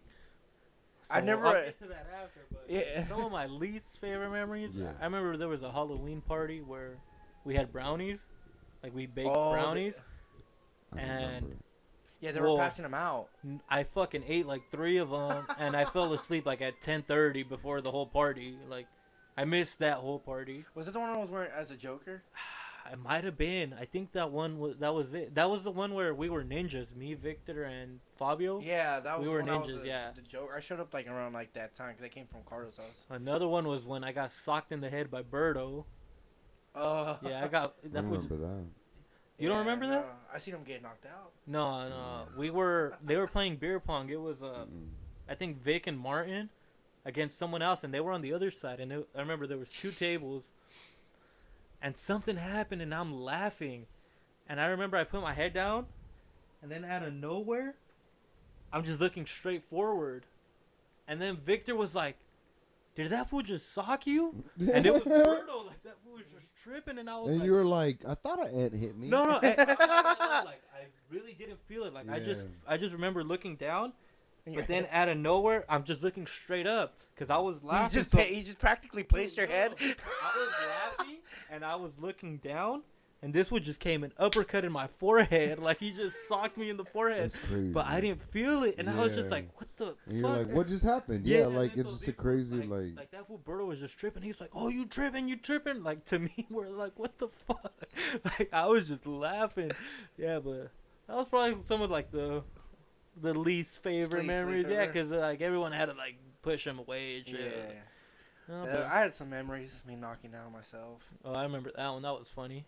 Damn, David. So, I didn't even remember that memory and shit as far as David knocking himself out. I don't think you were there. I wasn't there, and I heard his head hit the corner of like the where like the couches were. Yeah, because there was like a little like how the window was. Yeah, it was kind of like a corner type, and it was I went boom, and I hit myself. But do you have any memories right here at parties over here? At David's house? What's your favorite memory at David's house? Yeah. I don't think I came to many here, honestly. I came to like Thanksgiving Eve maybe once or twice. I missed the one where they shit in the closet. I didn't come to that one. I thought you were there. Nah, I missed a couple, honestly. Actually, I think I have a picture of the one of the Thanksgiving Eve pictures. We're right here in the back. It was the ugly sweater one. Oh, yeah. You know what? I remember I came to a party here, and that's when my girl was already pregnant. Oh, Willie. Willie? Willie was there. Yeah, Willie might have been there. Yeah, Willie was there. But I remember somebody called Fabian. Someone was talking to Fabian on the phone, and they handed me the phone. Oh, that was me. Oh, yeah. I called them. Okay, yeah, maybe. And I started. You called Fabian? I called Fabian. Yeah, and I started talking to him. I remember being outside in the back, and I just told him, like, hey, you know, like, my nigga, like, I already told all my boys over here, but my girl's pregnant. He was like, oh, word, and fucking, like, we were just talking about that shit for a So minute. that actually perfectly brings me into my next question and shit is, what were your feelings when you first found out that like your girl had told you, "Hey, I'm pregnant," and like you were like, "Let's test that shit again," or Nah, I was scared. No, it's what you're supposed to feel, dude. Like, it's something new. Yeah, if you go into something new and you're not prepared for it, then you're like, oh shit, I'm scared. But until you deal with it, then you're like, all right, I know what's to come. We all became fathers at different stages in our lives, you know. Yes, obviously, you were a lot younger. Yeah. I was when he was born. I was 21. You were good time, yeah. So Dave's obviously older, you know. Mm-hmm. But so me and my girl, we were hella cool, always talking and shit. And then like this day, she was just like, it was like something was off. Like, I could just tell someone was off because she was at work. She was texting me. And I was just like, man, like what's wrong? Like, I text her. Like, I could just feel in the way she was texting me something was wrong. And I text her, like, what's wrong? And she was like, oh, I'll tell you later. And in my head, it just clicked, like, one of two things. Yeah. Either she's going to break up with me. Yeah. Or she's pregnant. For real. Yeah. No, I could just tell, like, mentally, this is some, yeah. You know? Yeah. And then she was like, oh, I'm going to go to break. So I called her. And she was like, oh, I'm eating. Like, let me call you back. And I was like, man, like, she was just avoiding it. And I'm like, man, what the fuck? You know, like, if she's going to break up with me, like, just do it. Like, whatever. Yeah. And then she texted me, like, you know, I took a pregnancy test. And it came out positive. I didn't want to tell you because I didn't know how you were going to feel. Yeah. And, dude, as soon as she told me that, I was just like, well, shit. Like, it's not just on you, you know, like, like in my head, I was like, fuck, jacket. It was a decision y'all both made together, you know. It wasn't like, like you said, it wasn't just on her. Yeah. It was. Both of y'all made that choice. You knew what the repercussions were. Because had she never told him, you know, that would be a lot different. Had she made some other choices in life, you know, God forbid or anything, you know, this is something that both of y'all went into and made. And you know, you kind of want to both see how you guys are going to react to it and stuff. So, you know, as opposed to, you know, her making her decisions, you never knowing later on. So when when she told me that, like, all I was like, you know what? I'm here for you every step of the way. Like, you didn't do this by yourself. This is on both of us. All right, we're going to do what we have to do. Straight up. Like, that's how it was. And then she came over that day after work, you know. She seemed like she was kind of not upset, but she was like emotional, you know. So fucking. How old was she when? She was 19. So she was she was 19 because she was 20 when she had him. Yeah, because she probably was like, God damn, like I'm just starting college. She was young, so, like, dude, I didn't even know her family. Yeah, so you kind of felt like you're like, all right, you were like, okay, well, you kind of want to know and everything. But what was your feelings though, as far as like, oh shit, now she's pregnant and stuff? Like, did you feel like this is time that I'm gonna have to? Okay, this isn't just about me. This isn't just about us. This isn't just about anything like that. Like I'm having a kid. Like this is like life changing like the most dramatic form that you could ever think. Like the biggest change yeah, that's ever gonna yeah. For sure, Yeah. I mean, I feel like I've always been kind of a critical thinker. Yeah. And at that point, I was working, but I was working like a temp job. But at that point I was making probably like $13 an hour or something like that. And so I was like, okay, so I'm working, she's working. We'll figure it out. That's all I said in my head. Like we're gonna figure this out. That's no a matter good what. positive attitude to kind of to have. I just try to be positive. You can't about be it. like, oh shit, like what's gonna happen? No, it's good that you took that approach. So I was just like, okay, like no matter what, like we're gonna figure this out. We're gonna do what we gotta do. Like that's the only way to think about it.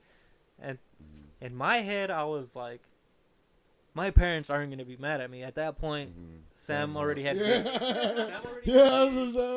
Paula? Paula already had Nati. She had already had her daughter. Okay. So I was like, they ain't gonna get mad at me. They like, so they already had they already had the first. Been throwing up in the bathroom over here for the last year. So here's the thing. So we hadn't told nobody, not a single person. Only me and her knew. And I told her, I was like, whatever happens, the first person I personally want to tell is my mom. Yeah. She was like, okay, like you can go ahead and tell her. Like, but I didn't tell her until Maria told me it's okay to tell your mom. So I'm at work. I was working at Crate actually. I'm on break, and I was like, you know what? I'm gonna call my mom. Because it's probably lingering in your mind. You're like, I got 15 minutes. Dude, I never called my mom. Ever. At that point, like, I would literally never call her. Yeah. I call her. She answers. I'm like, oh, what are you guys doing? She's like, oh, we're just right here watching TV. Like, oh, okay. I was like, Mom, you know what? I just wanted to tell you Maria's pregnant.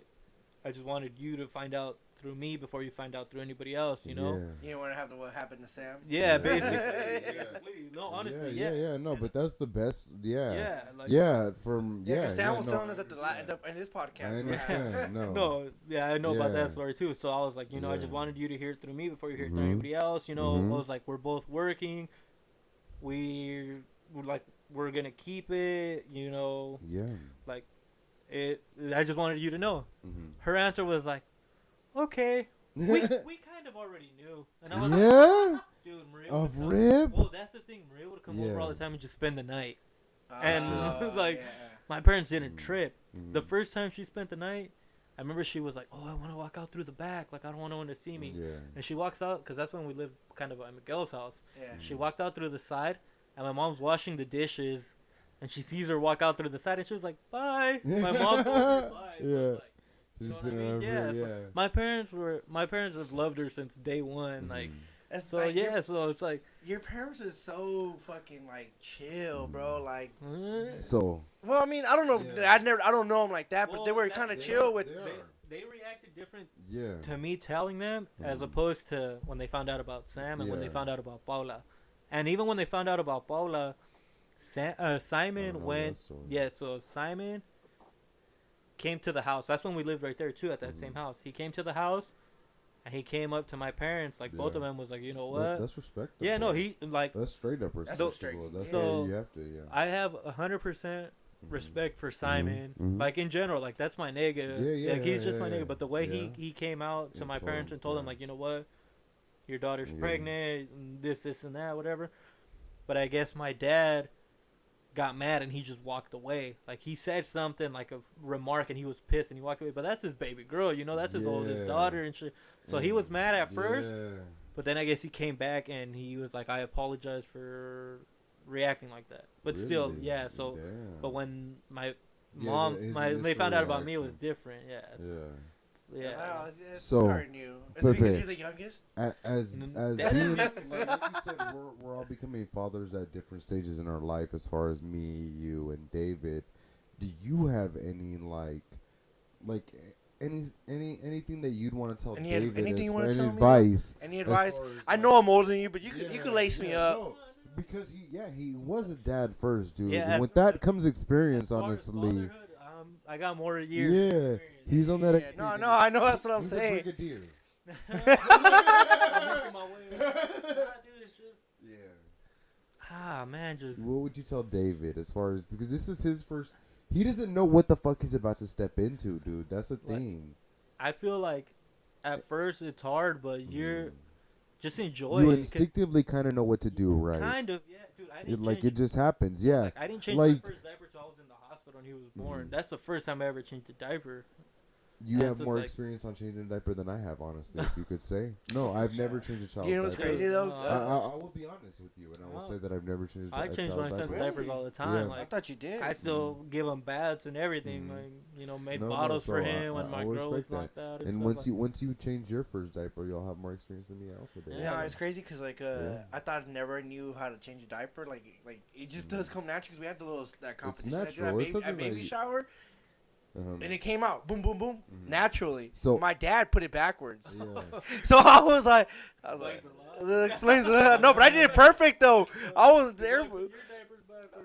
No, I put mine perfect. Everybody was shocked. Like, David, really? You did it good. No, he put your diapers. Oh, he back probably yours. did. Fucking He jackass. learned everything backwards from that point on. He was just He like, made me dyslexic. yeah, he just on purpose. He's like, from the He made me get go. fucking dyslexic asshole. No. I'm trying to Yeah. get my pops on the podcast. So yeah, like, is it pretty much as David, like, as things come, he'll kind of learn with it, or what do you feel, Pepe, as far as like like advice you can give David as far as being a first time father? I feel- Everybody's has given me different advice. Yeah, But see, but here's it's the good to thing. have Like his perspective Yeah. on it, you know. the way I see it is that Mhm. because since my son was born, we've lived with his grandparents, Mhm. my in-laws. Yeah.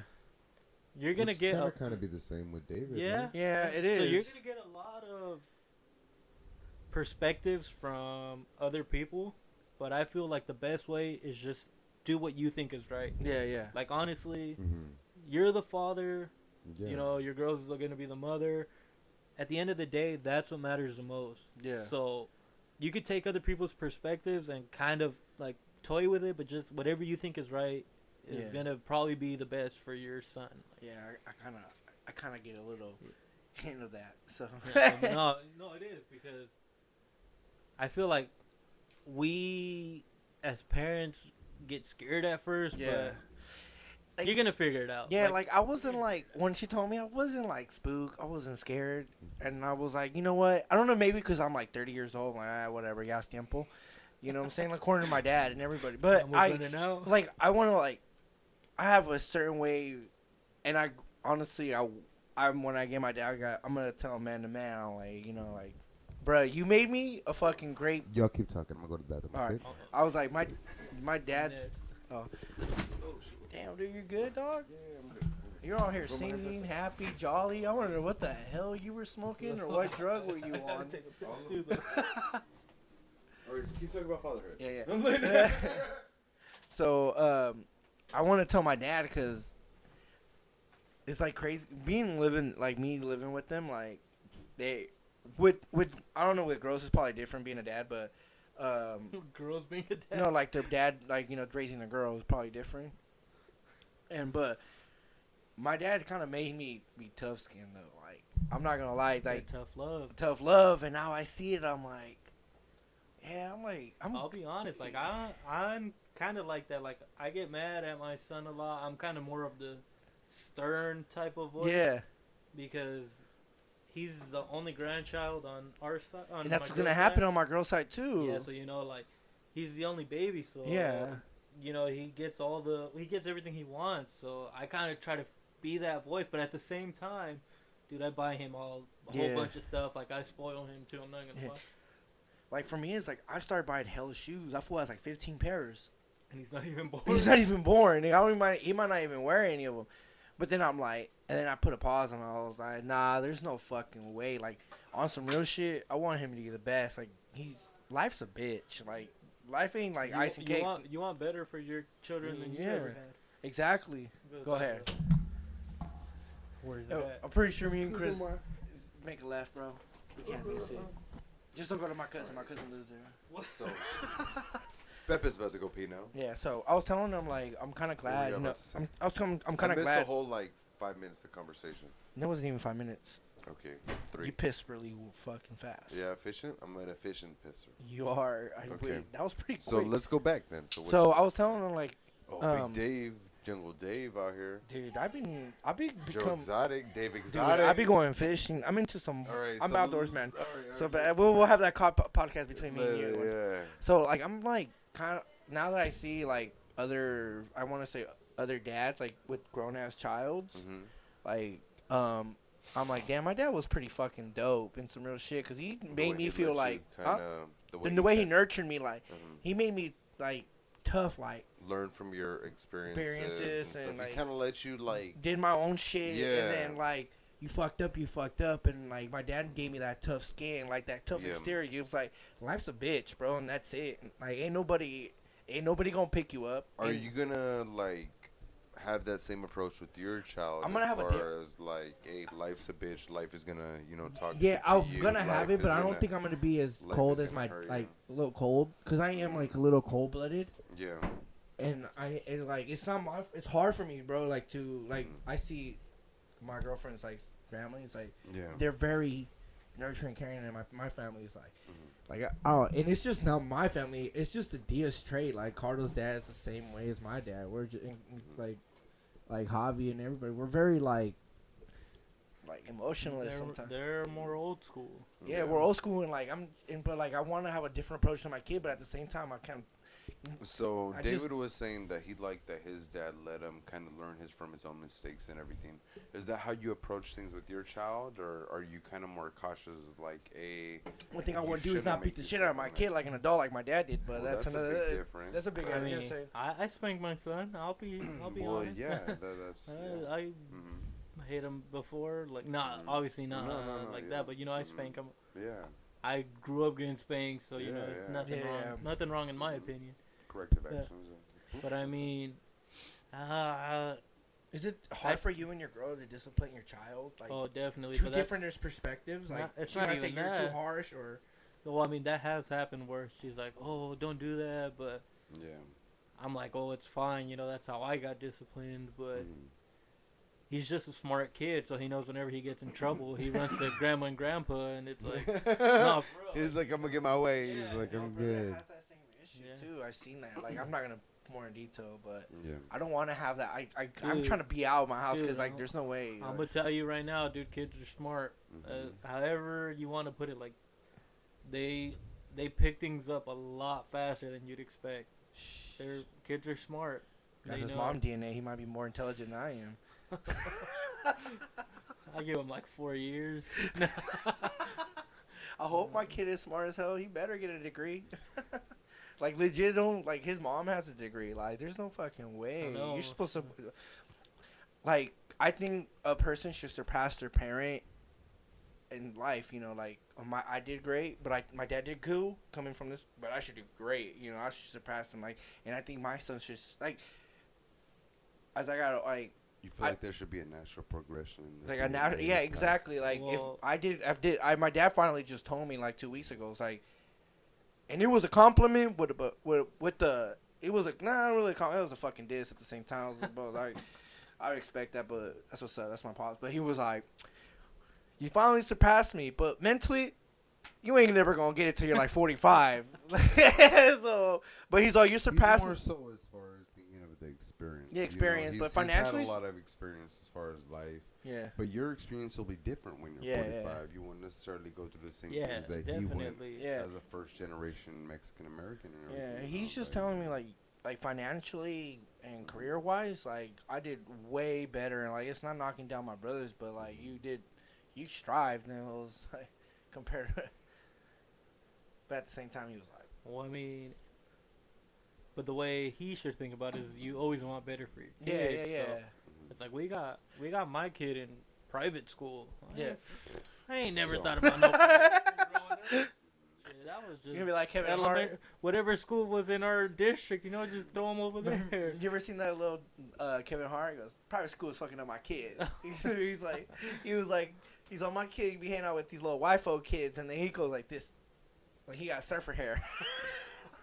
So Pepe, aside from having your child and everything, because that that is pretty much your greatest accomplishment. What would you say has been your greatest accomplishment up to date, aside from having your child?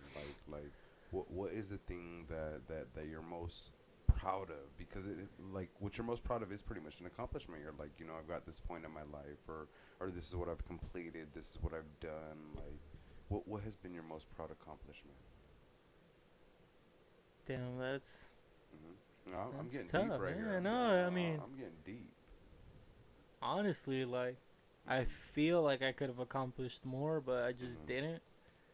So when I found out I was having a son, that kind of like.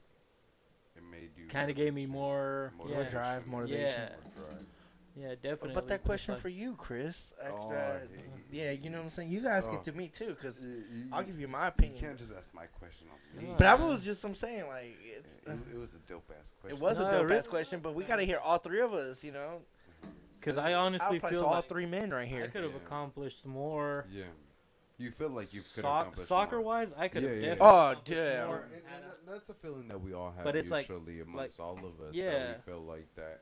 But, and that's when kind of motivation comes into play. Like, what really motivates us? What kind of drives us? What kind of, I feel like you got bored with the sport. Like, you felt like there wasn't competition. Yeah, because you were talented, dog. And you were like, you know what? What else is there? Like I wouldn't you're like, say I'm I cool. got bored. No? I never got bored with it. I've always loved playing, but it's just. You didn't need to play, though. When I was playing. There are people out there that need to play, you feel me, as far as, like, a lot of African players and a lot of South American players. See, here's the thing, though. Like, no, I said South American players, too. There's a lot of people out there that need to play, you feel me, that are hungry for this sport. And they have and you kind of had your parents chilling there, like that's letting you go for the most part. And then once you had to become a parent, then it's like, oh shit, I'm having to provide, I'm having to do stuff like this and that. And there's people out there that are like, I'm having to fucking eat to play soccer and shit, which is a different drive. You feel me? Like, we don't take that into perspective at that point until later on when we reflect on it. Well, we're already like bitten, said and done. Yeah, cause so do you feel that that's one thing that you could have accomplished a little bit more? I mean, for sure, because not necessarily the soccer part. I think it's more of the school part. The school part. Yeah, okay. Because in soccer, I feel like I would have strived regardless. Like, on our team when I played, a couple of players got scholarships, I believe, to like some school in like Kansas. And soccer-wise, I feel like I was at that level or better than them. But what prevented you from doing that?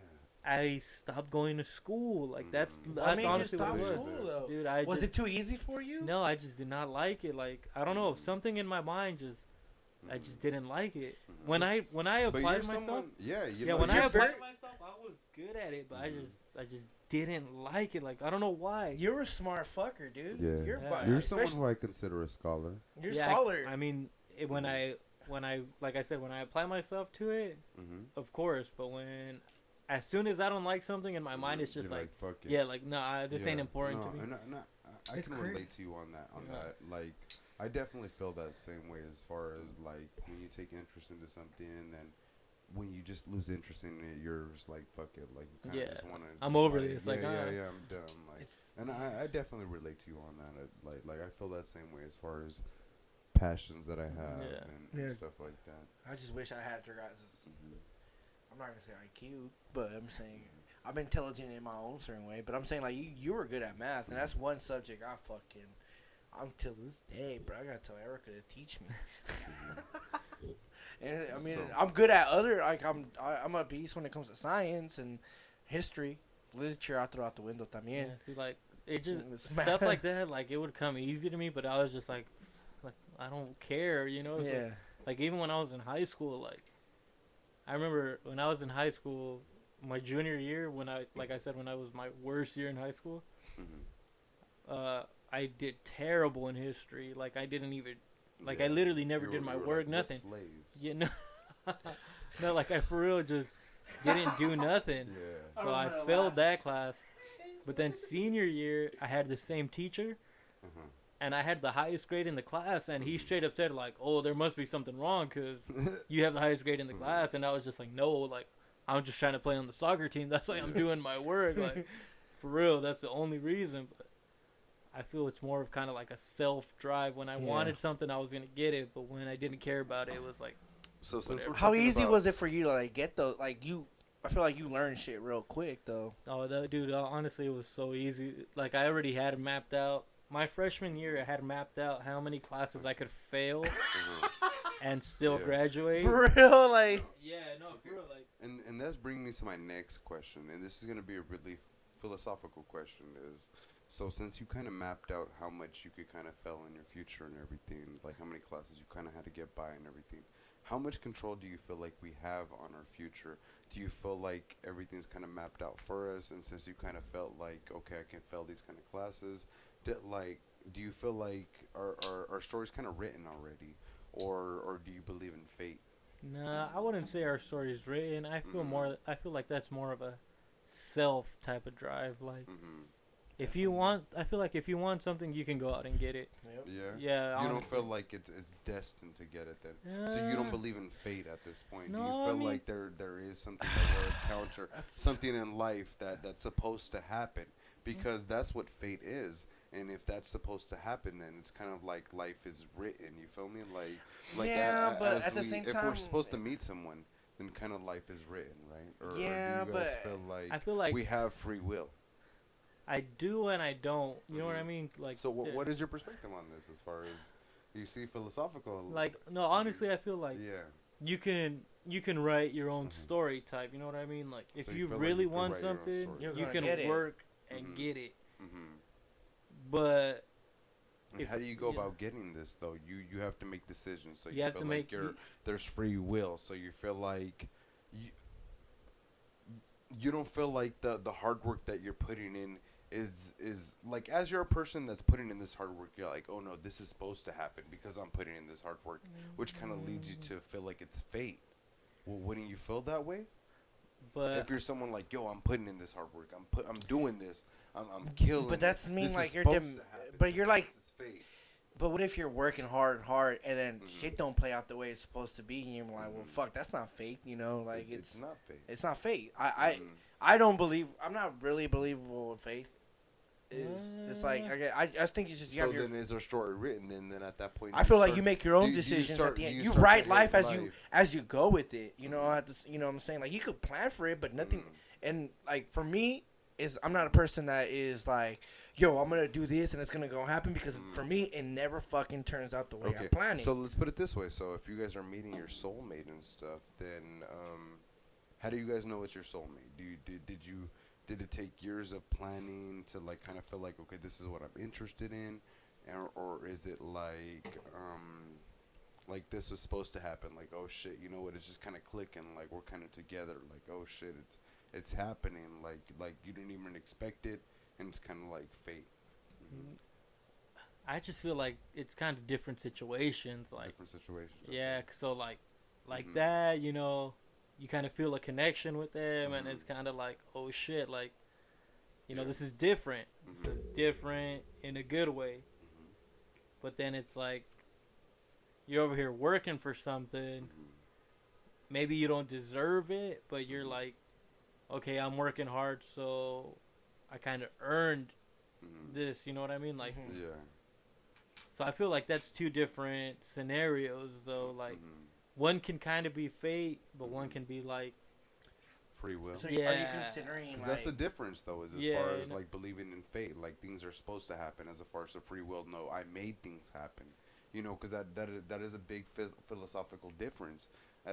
So, what do you think, David? As far as do you believe more in fate, like that things are supposed to happen, or in free will, as like I made this happen? I'm more of free will. You feel like I feel like everything So say if you meet a girl, you're like, no, I made this. I wanted to meet this fucking. yeah. girl. Accomplished. Yeah. No, I come. I mean, I feel like I did. Like, I feel like I made the choice of choosing this person, and I chose this person for this certain reason. Because after every relationship that I've been through, I've learned something from that relationship, and I was like, yo, I do not want that.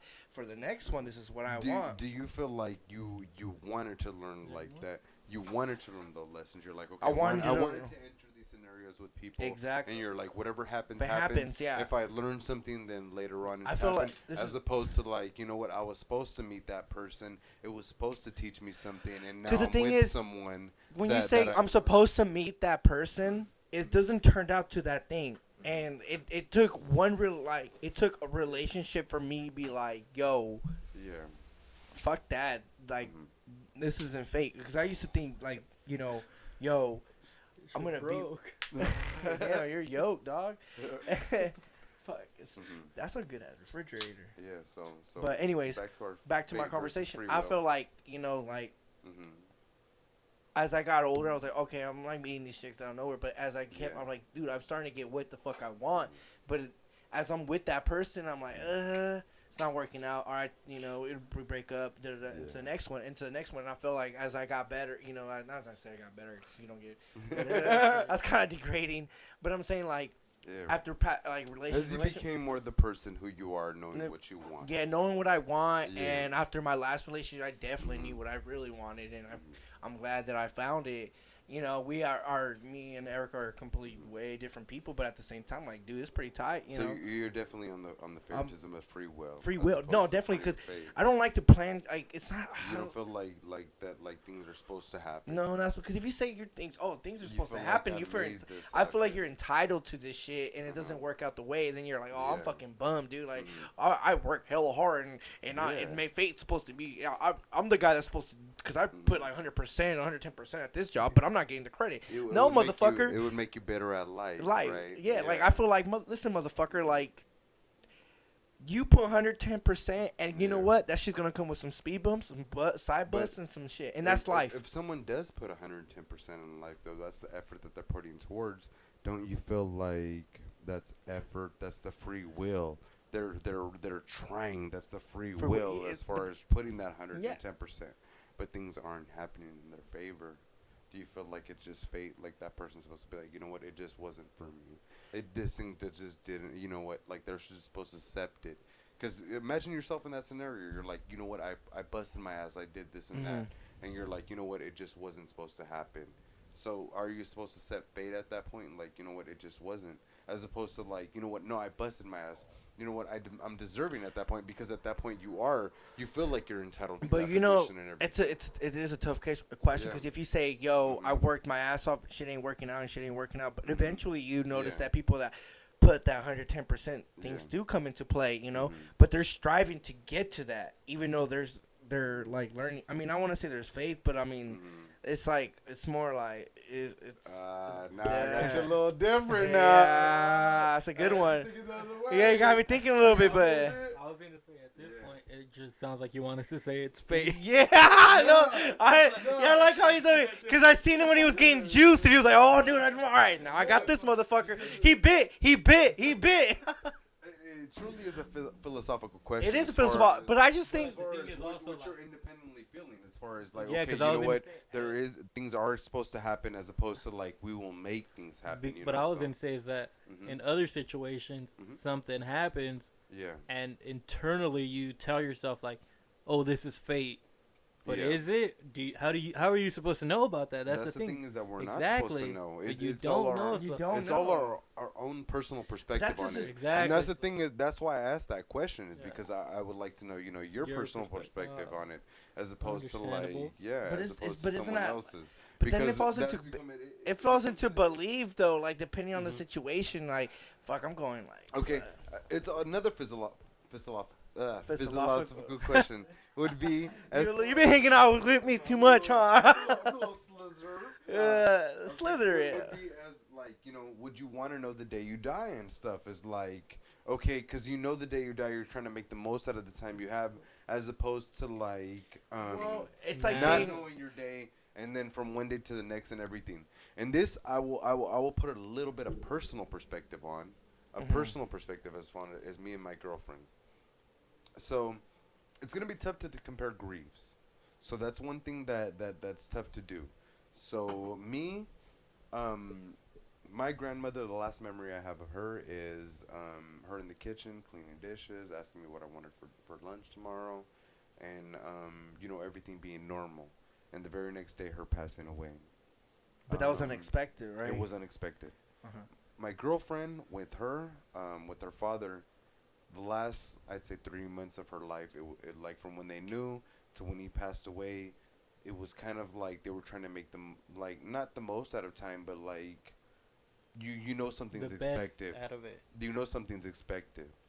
So me and her kind of had a debate as far as like grief. Like for me, I like that the last memories of my grandmother were her in the kitchen cleaning, like asking me like what I wanted, like as opposed to my girlfriend's last memories of her father suffering. A little bit more positive on your end, as opposed to her suffering and everything like that. So I kind of ask in turn that question: Would you kind of want to know when you die, or would you want it just to be unexpected as far as on your own personal perspective? I wouldn't want to know because it would just always be in the back of my mind. You know what I mean? Like if there was a specific date, and the thing is, like if you do know, you kind of try to make the most out of that time. You try to do the same out of that time. I feel like, which is something that I also kind of like spoke to her on her behalf as far as if I knew that there was a date happening, I would try to make the most out of that time, as opposed to leaving the last memory of it being a positive memory instead of us struggling through that time. It's So what do you feel, Pepe? I just feel like I wouldn't want to know. You wouldn't I wouldn't want to know as far as my date or someone else's date, because it's a loved one. Either right? way, like if it would be tomorrow or 10 years, like that thought would always be in the back of my mind, and it's lingering, and you're not enjoying life. And I feel like that would just. You don't think that image would still be in your mind 10 years later you feel like the time period that's spent would cause more traumatic experience in your head, as opposed to like a overnight thing of like that memory of like the last memory being a positive memory of them in their normal life, than them suffering those last few months of their life. Yeah, I feel like it would be not just harder on me, but I feel like anybody around them, just like knowing like the clock's ticking, like. What do you feel, David, as far as knowing my life is, and knowing? Would you want to make the most out of that time? I would make that to me. I have two perspectives. So to me, my dear, my grandpa, he was diagnosed with cancer. We knew we had faith that there's a time. There is a time. You know what I'm saying? It's I don't want to say there is a time, but it in reality there is. Eventually, There's no cure. I don't want to offend my brother, my family members, because they might think another way. But seeing my grandpa suffer through cancer, it was at the end of the day, it's like him being in a machine breathing. The only thing that was keeping him alive was AI. You know what I'm saying? Like that to me, it was like. It's time, you did as much as you can as a human being, and now you're just not even living anymore. You're just this machine is what's keeping you alive. But you, in your perspective, you're able to like live those last. I enjoyed my grandpa. You're able to have that little bit of memory, and I enjoyed my grandpa as much as I can, knowing like it could be any day. You know what I'm saying? With my uncle, his son, he killed himself. You know what I'm saying? And that was shocking because you just don't expect that. Yeah, you don't. You don't expect that. That's and to really think about it, he's like little chills, but to think that he actually destined his own death, at the same time, and it's like, whoa! Like when I heard, I knew he was depressed, and I know he would tell me like, yeah, my stomach's burning and my head hurts, and like, like I don't know, I don't feel good, I don't know if that was depression or anything, you know what I'm saying, I still think, obviously it was obviously depression, but I'm like, for me to hear that, I was like, you maybe you might have some like sickness or you might have.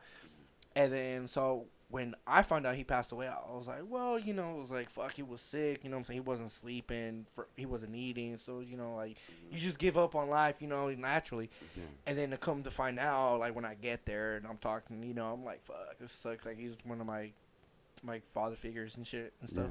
And then someone blurted out, I can't believe he shot himself. Like, whoa, like. And what were your last memories or images of him at that point and stuff? The last memory, dude, he wasn't like the you said, same. He was kind of depressed. Depressed. He wasn't the same person. Necessarily he wasn't like the same person. like. It's kind of more so. I feel like at that point when someone's depressed, you kind of still feel like it's something that's gonna happen. It's not something. Well, it's not something that's not. Like well, the thing is, it's so a little bit more expected than. No, not necessarily because like I wasn't like. He would just tell me like I knew he was. They would say he would be depressed and locked himself room, but it was like. He would kept telling me that he felt something in his stomach burning and this and that, and when someone commits suicide, you don't expect it at all. It's El Diablo. And yeah, huh? El what? El Diablo? Yeah. Yeah, I guess. But, like, you don't expect it. You don't really. It's one of those things, it's like, damn, you just really just ruined it. No, I would. And, like, some people will say, like, you can't, like, at the end of the day, it's like, at the same time, like, we could give that person that much support, but at the end of the day, it's like, it is, like, to me, it's like, that person. So you don't feel like as you're giving someone support, you're kind of expecting it because you know that they're on a depressed state, but you don't feel like it'll tip over to that point to where they want to do something. The thing is literally like life changing or life ending. It is like it's crazy because you have to be on that person, but scientifically, like this was like for me saying my emotions and going to school and like learning shit. It's like in reality, it's a chemical imbalance in your brain, and it's like you could tell somebody, they're emotions, but at the end of the day, like. Yeah, it's emotions, but at the same time, it's like, it's something internally where it's like, there's a chemical in there that's not going, like, that's not making the brain function naturally, you know what I'm saying? Like, it's hard for me to differentiate, like, to put a difference, like, science and emotion. It's, like, so hard for me, and to this day, I still struggle to it, like, and... So let's go back to fate and free will. Was it something that was supposed to happen, or was it something that he felt like needed to happen? Was it? I feel like it was free will. It was free will. It was so free he will. Felt like he made his decision. He made that choice at the end of the day. I mean, I can't say it was selfish. Yeah. Because who am I to judge? We all go through depression. Yeah, we all go through depression. Yeah. Who am I to judge? You know what I'm saying? Like, you know what I'm saying? Who am I to judge? At the end of the day, the people that actually end up suffering were the people around you. You know what I'm saying? Yeah, that's my grandma. That's the biggest thing about like death. I could say is that it's your loved ones that get affected by it and stuff. And it could affect everyone differently. Like definitely. People take that shit way harder than others. Like, all right, Pepe. How do you handle grief? With me, I smoke a lot. That's honestly like one of the. Smoking and drinking is the way people cope with it. Yeah, they take up a habit. And for me, definitely from the moment that I found out that my grandma was I remember passed away and stuff. From that point on, I smoked a lot more. We drank a lot too. But we were smoking. I would feel the repercussions of drinking. The thing is, with drinking, you feel a hangover. Yeah. With smoking, there's no hangover. So I definitely took up a lot more smoking and kind of use it as a coping mechanism when grief did happen. And I mean, I could definitely say that from that point forward, it definitely changed me as a person. But that's also like the closest person that's ever passed away to me. Like my grandpa had passed away prior to that. But like that goes back into like the conversation we were having earlier, as far as he had a stroke at that point, and he was kind of already in a convalescent home, so we were kind of already preparing. We knew that he wasn't in the best health at that point. Literally for my grandma, like I said, it was from one day to the next. And especially because that's like a mother figure. Right? That was my mother figure. She raised you. Yeah, she had raised me at that point and everything, and I could definitely say that to me was the closest death that I've ever had. It hit you the hardest. Yeah. And I feel like something like that is gonna hit you harder than anything you'd ever anything else you're gonna feel. You know what I mean? Like, no matter what, that's like a mom. You know, that's hard. How about you, Pepe? Honestly, What would you say has been the closest person to you that has passed? You know, not trying to make it too grim and stuff. But as far as like, I'll put it this way: last year, 2019, was one of the hardest years for me, as far as dealing with stuff like that. Yeah.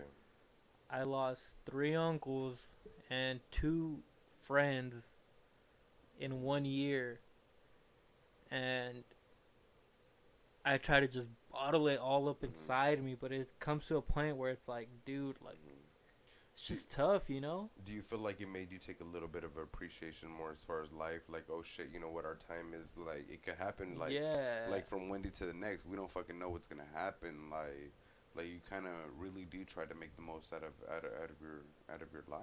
You know, well, what hit me hard was that, like, as far as my uncles, they were in Mexico, and well, actually, one of them was in LA, and I hadn't seen them in a long time, and it just was like, shit, you know, like, it just hit me hard, like, they don't even remember me, probably, like, it's been so long, like, and then, like, one of my friends that passed away was one of my co-workers, and when we worked, because we used to work here in Stockton, he used to invite us over to his house, and we used to just go over there, drink, play dice, just kick it, and we got hella cool.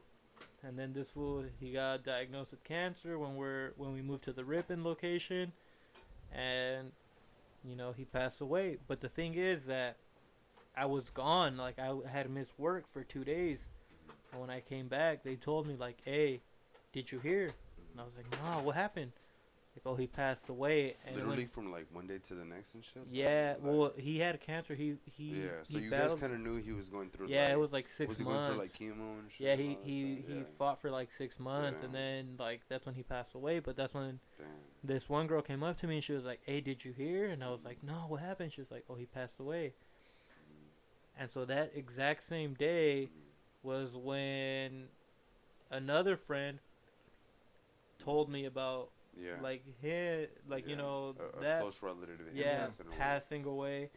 That same day, like I remember because I load the trains, like the rails or whatever at our job, and I was loading it, and then that's when in the morning is when I found out about my first friend, and then like a few hours later is when I found out about my other friend, and I was like what? Like, you know, like you could just dude, yeah, I was like to the next. Literally, I found out about both of them on the same day, and I was just like, what the fuck, man? Like, I wanted to leave. I wanted to go just like be with them, be by myself. Like, dude, it was understandable. Dude, it was crazy. Like, feeling of grief is definitely something that difficult. It's difficult. It just depends on the person. Like, because we all do I agree differently. Really, I'll be honest. Like, I try not to. Like, I'm an emotional person, but I try not to express it. Like, like, you know what I mean? Yeah. Especially like as males, like we don't. I was just about to say that. As a man, it's a little bit tougher to try to open up and you know, let people in and shit.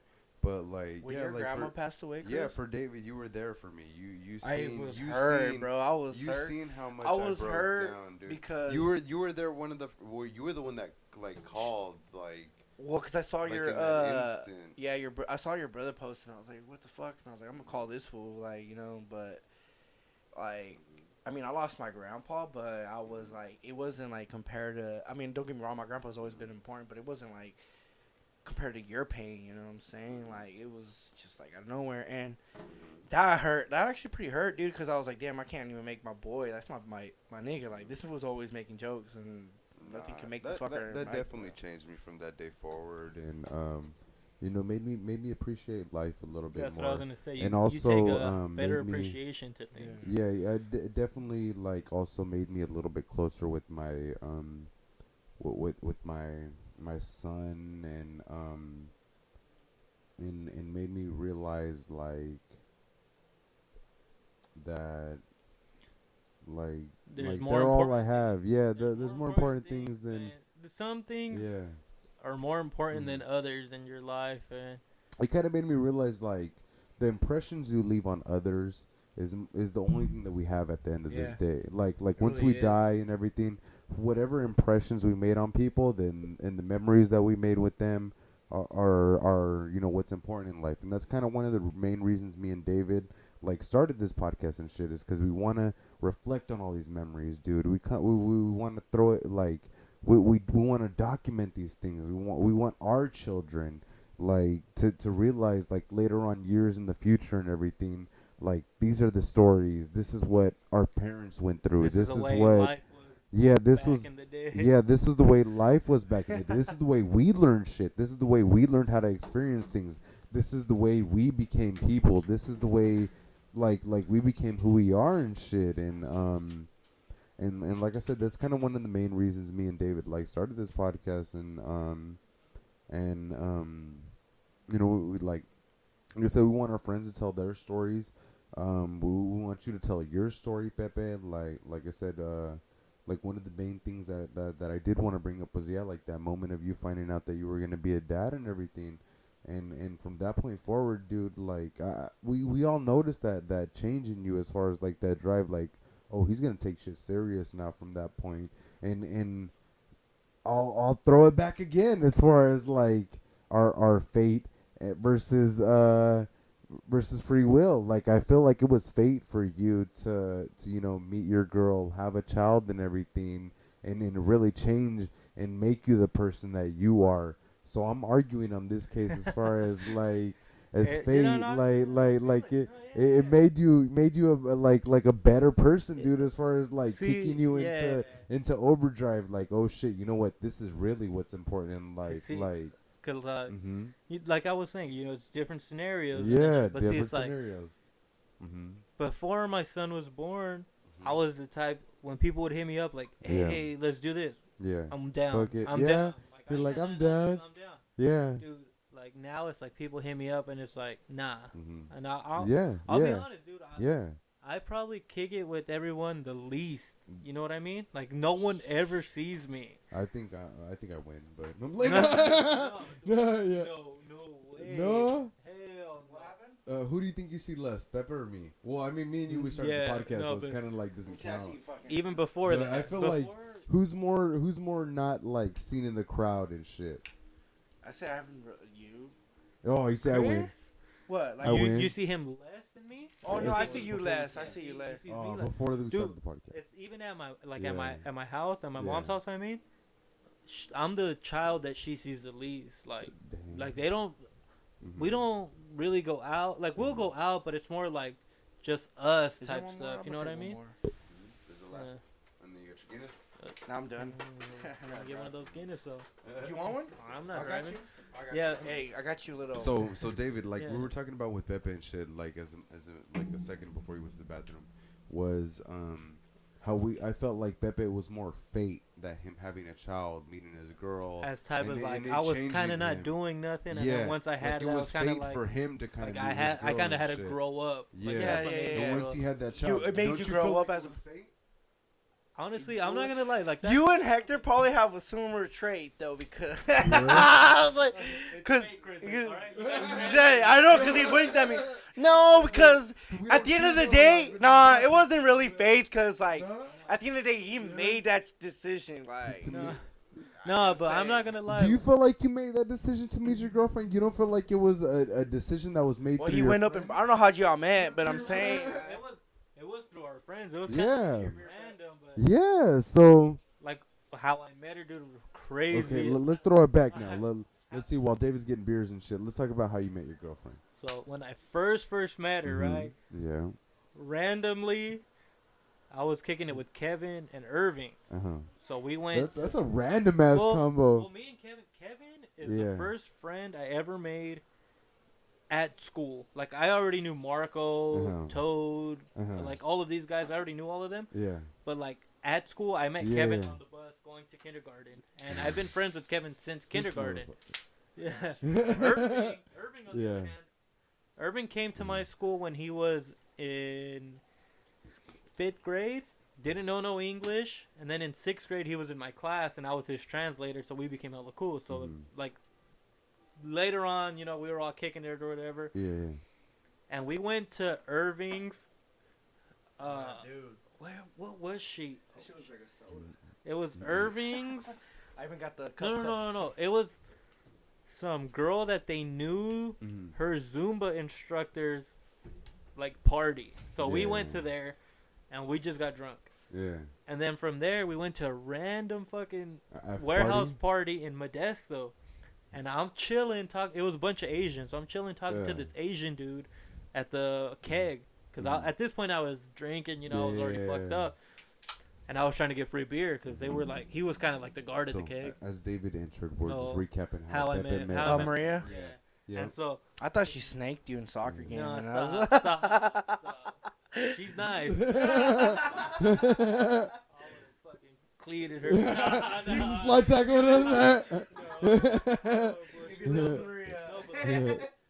All right.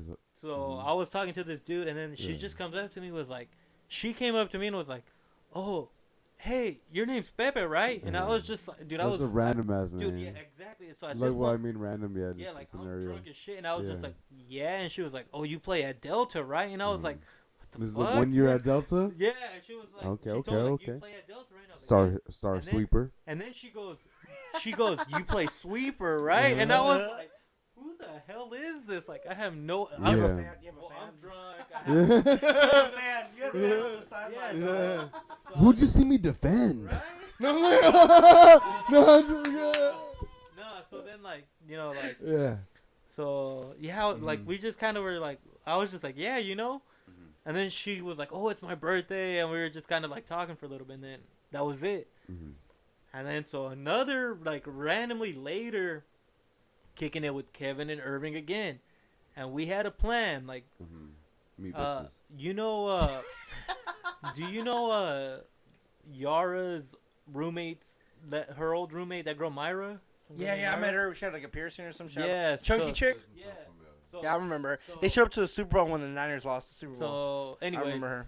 So her aunt was gonna have like, it was her birthday or something. Little party. So okay. me, Kevin, and Irving were supposed to go to their house to eat.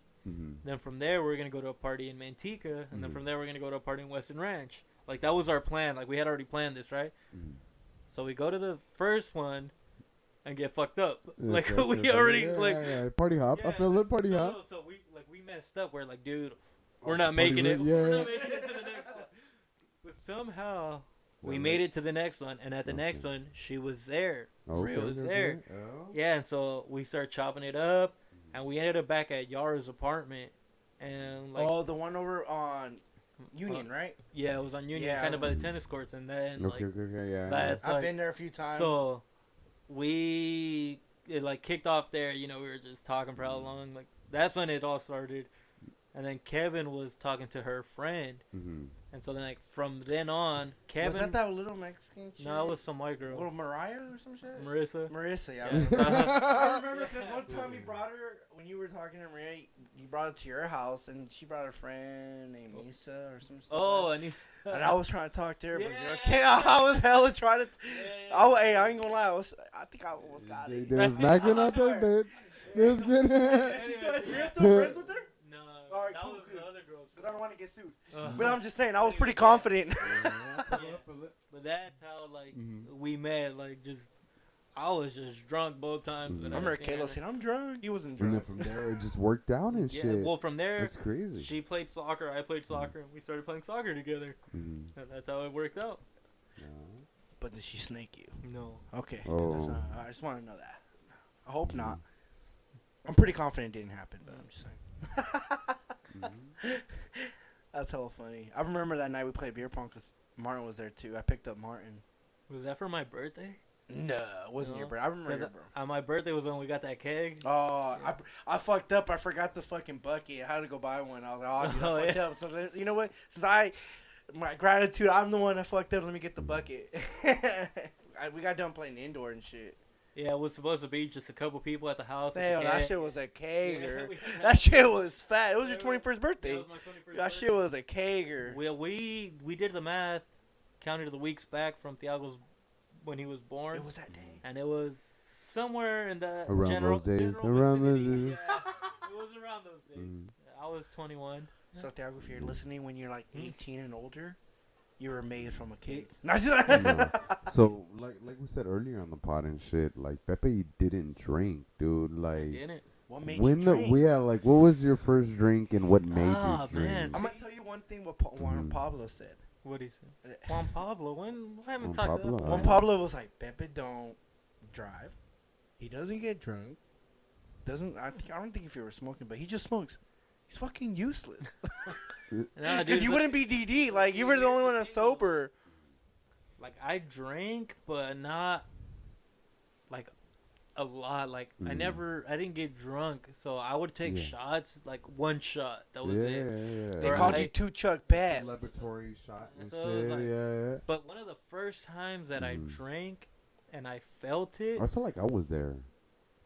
No? Nah, I don't think. The first, You dude. were there? I was there. I think I was there with you When you were starting getting drunk. no, honestly, No. the first time I drank and I felt it was one time for Marco's birthday.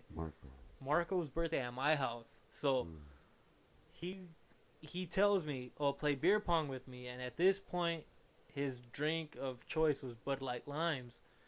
And I was like, "Fuck!" I was like, I remember I that. was like, "Damn!" Like, You introduced those, like, right? Marco's my boy. Like, Yeah. all right, let's play. I feel like I was there too. I feel like we were both there. This is the time when I got Yeah. pulled over. Were you guys at the house? Dude, I feel like you came back and you said you got pulled over. Yeah, I did. So, Yeah. we played. Uh-huh. I drank. I didn't drink a lot, but I was not a big guy at the point. Yeah. Either, so I was feeling it. Yeah. So Marco that's when he was dating that girl Renee, and he was Yeah. like, "Hey, can we take her home?" Yeah, yeah. That. Tell me why. All right. Besides that point where you did that, we played beer pong. We're playing beer pong at New Year's, bro. And I remember that. I told Jackie, "You remember this?" And she just started laughing her ass off. She was, "I remember that." So, anyways, so that's when we were taking her home, and I got pulled over and shit, and I was scared, and I was I was 16, didn't have a license, yeah. drink. Like, if they would have for some reason breathalyzed me, I would have DUI for sure. But anyway, Wet and reckless. after that, like, no, it wouldn't have been a wet and reckless because I was driving. I was taking her home. I drove the. Yeah. Oh, okay. So, after that, I kind of just like, nah, like I'm cool. And Yeah, then yeah. later on, like I was drinking just hard liquor because I didn't like beer, so I was just drinking fucking hard liquor. But the first time I had a beer, because I had a beer before, like I drank beer without people knowing I drank beer. There was parties at the house where people weren't looking, and I would just like chug like half a beer, and I would just like leave it there. But it was like I hated it. I did not like the taste. So I was like, You're fuck let me this. get in the vibe real quick. Yeah, so I was like, fuck this. But I remember one time we were at Cardo's house. I don't know what it was for, but he was dating what's her name? Karina. Yeah. And like they were like she had like all her cousins and sisters or whatever, and we were taking shots of tequila. And what I remember was after like the sixth shot, we didn't have no chaser, but after like the sixth shot, Karina comes out and she's like, "Oh, there was limes in the fridge," and I was like, "Wow!" Like we had a hell of fun. Was that the one party where I saw Kevin? I don't know. You socked Kevin? I don't Yeah, I remember. punched We the were in shit the. Socked Kevin? What the fuck? I don't remember that. I wasn't there. Remember that? I wasn't I remember there. even punching him. My brother was like, "You punched Primo," because I guess Javi's ex-wife. I guess that's how I was like, "Oh, we're Related. going to a wedding," and Kevin's like, "I got a wedding too. It's my cousin's." Oh, what? Same wedding. Same wedding. Yeah. Well, Kevin was there because we ended up leaving because at that point I drank like hard alcohol and I had been drunk off hard alcohol. But we ended up getting picked up and we went to another party in Manteca. And We used to party hop a lot. Yeah, I know. Like, Anyway, used to tell me that like when she threw a party, Where are you going? To another party that's better than mine? I don't know. Well, I mean, I got there with Kevin. Like, I don't know how the fuck we got there, but we ended up getting picked up and we dipped to Party Manteca. And when we got there, some chick just came up and gave us fucking Bud Lights. And I was like 9 shots in. Like, I was drunk. Like, I was smizzy. So I just cracked. Like, Kevin even looked at me like if I was going to drink it because I didn't drink beer at that time. And I just cracked it open. And like, it was like nothing new to me, you know? But, yeah. And ever since then, like, I just been on it. I'm looking at pictures. We got what are you old school pictures.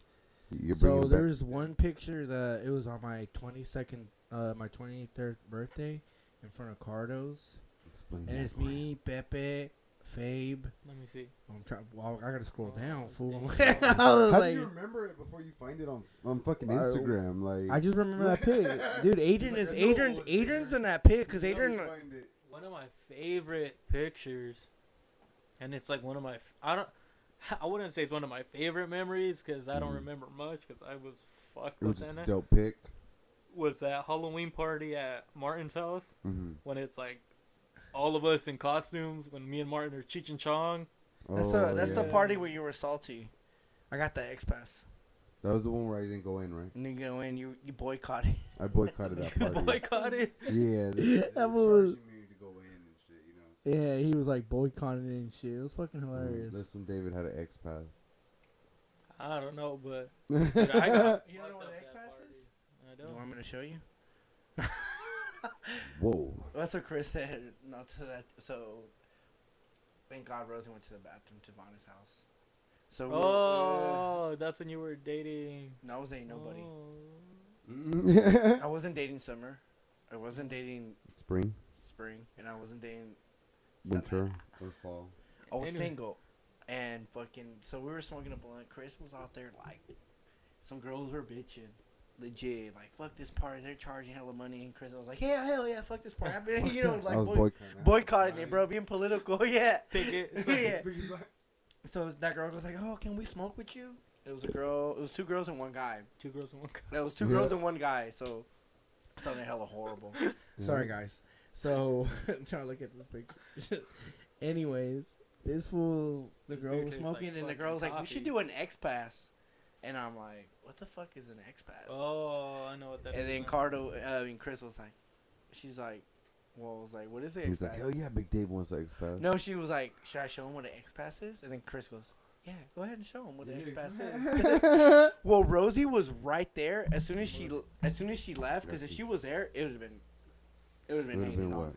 She would have been hanging on you for. She would have been like, ew, that's disgusting. What about it? So she makes out with me while she has a smoke with marijuana in me, passes on to me. That's the X Pass. That's how it happens. Yeah, but I think you instigated that, so I'll give you that props. Sometimes. I'm trying to look for that pic, bro. It's way damn. Oh, it's right here. All right, Big Dave. Oh, shit. He has a picture. We broke a record. 2 hours and 17 minutes. We're at 2 hours and 17 minutes? We're getting there. Yeah. I'm going to show Pep right now. This is the one. I have another one, too. There's Pep at the corner right here.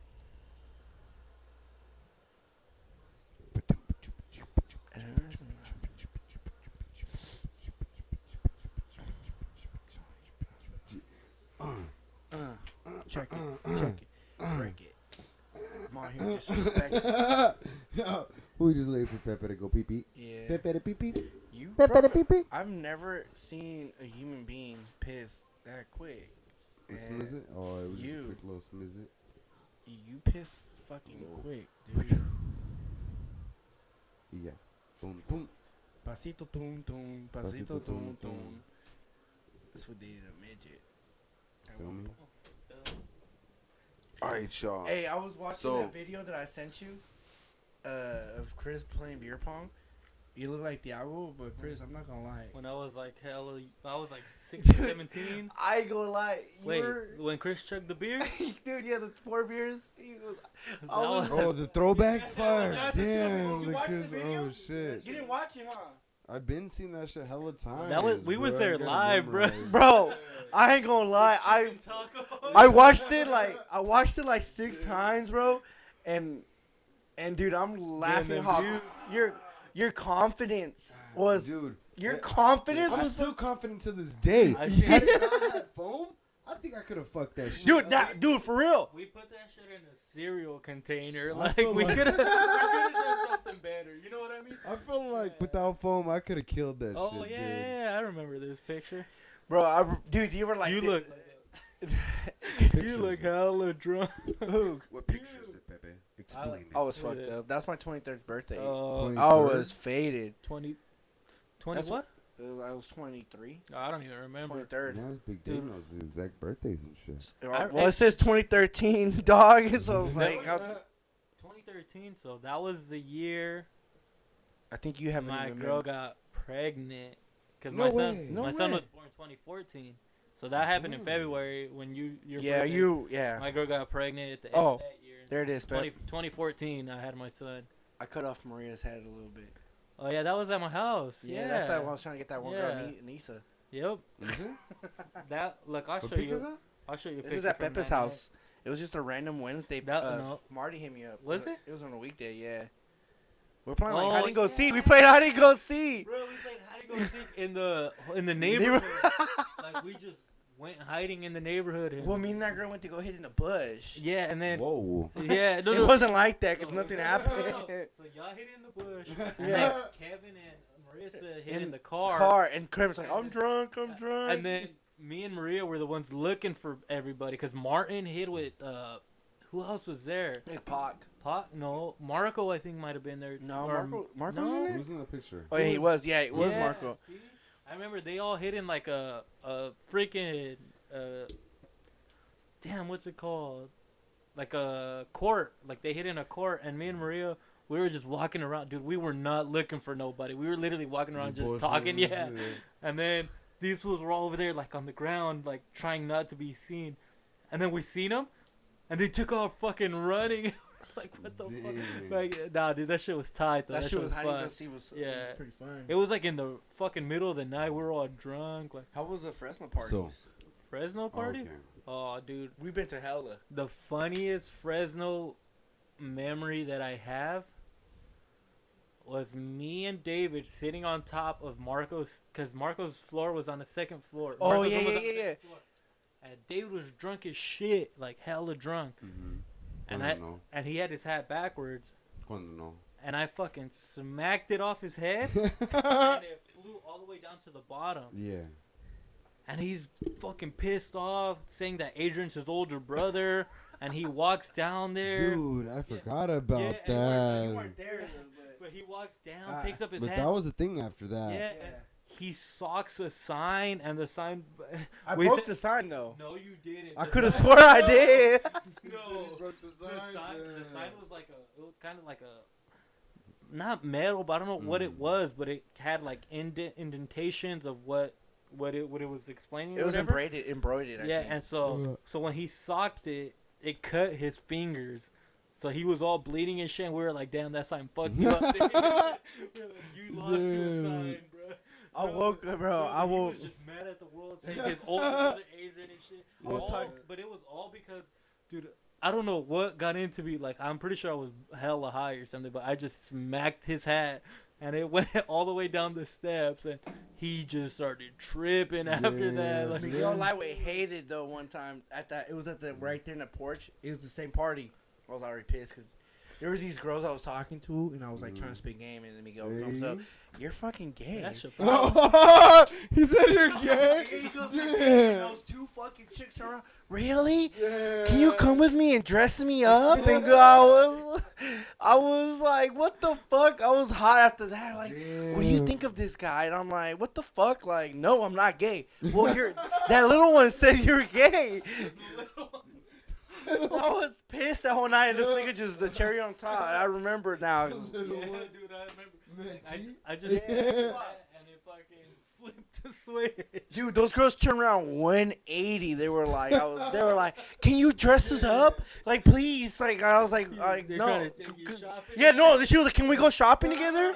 I was like, You didn't take a shot, man. no, but now I kind of regret. I should have just been a perv or something. But Fresno was fun. yeah, I woke up the next day. I woke up in between two metal beer pong tables and like in the floor, and I was like, fuck. I was like, my knuckles all fucking like scraped up with blood, and I was like, ¿a quién me puteé, güey? And then I hear Martin in the couch. A nadie, un pendejo, te chingó el sign. I don't think I was drinking at that time. You were there when I got rain all over my face? Yeah, I'm pretty sure I was there. I did the strikeout, and I struck Oh, yeah, out. yeah, I struck yeah. out bad. I remember being at a lot of parties, maybe being high but not drunk, so seen a lot of stupid shit. So Yeah. Pepe, since you were there for like fucking all the parties from like your Sober. parents' house, from the ones that were at Salmon Ely's, Yeah. from even David and you guys going to Fresno and shit. What is your most memorable party like? Like what is Pepe's like? I won't ever forget this shit, dude. This is fucking crazy. What's going on? I honestly think the party that maybe was funnest for me was at Martin and Poncho's that Halloween party, only because I was fucked up before the party even started. So like it was just a blast for me what I remember, but then I was told a whole bunch of stuff afterwards that I don't remember that happened. That happens. But that part was definitely fun. That was a fun one. What is the craziest thing you seen Chris do at a party? Oh man. He wants to bring up 4th of July. No, I don't want to bring 4th of July because I think either dressing as a baby or as a fucking hula girl. That was pretty Which crazy. outfit was sexier? Oh shit. Maybe if we had pictures, that would be a good poll. I actually have one saved up. That would be a good poll to put up. Like, I don't have the baby picture, but I have one saved up. I remember we went to the liquor store. You were in your baby outfit, and me, Fabian. You really went out with that? Me, Fabian, and Vic were in our ninja costumes. I'm pretty sure we went to the liquor store on The one by Arch. Miguel's house? Oh, no. Okay, No. Arch. Okay. Cause wasn't that one at Sam and Edie? Yeah, it was because I was a Joker at that one. I finally And had that's a when he costume. was a baby? He was a baby. Yeah. The one year before is when he came out and The hula girl. hula girl. All I know is the end of the night, dude. Yeah, bro. I hope you don't mind if I say it, Chris. It's fine. It's fine. So this man, I I've just never remember seen my a notes. man in a thong until that day. And I you gotta- haven't stopped thinking about it. I haven't stopped thinking about it. I tell Erica this. She goes, no. Burned to his head? She's like, yeah, it's in bed. Dude, I saw your nuts this close in my face. They were like 4. Dude, they were. What are you doing? I didn't even Bro. So I'm like laying on your bed, on your bed, like, not your bed, but your couch was like on the corner of the entrance of the fucking. As you entered, there was like 2 In the couches. backyard, right? Yeah, no, it was in the living room. As soon Living as you room? entered, Oh, there was a living TV, room. and then there was a couch right next to the window, and then on the back, There's I other was couch. the couch. So I was on that.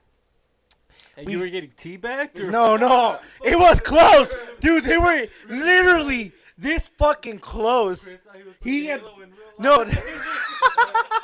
I was fucked. The thing is, though, he had his nuts were hanging on this side, and then the sack was on this side. The weed. a foot away, huh? It was about 12 inches.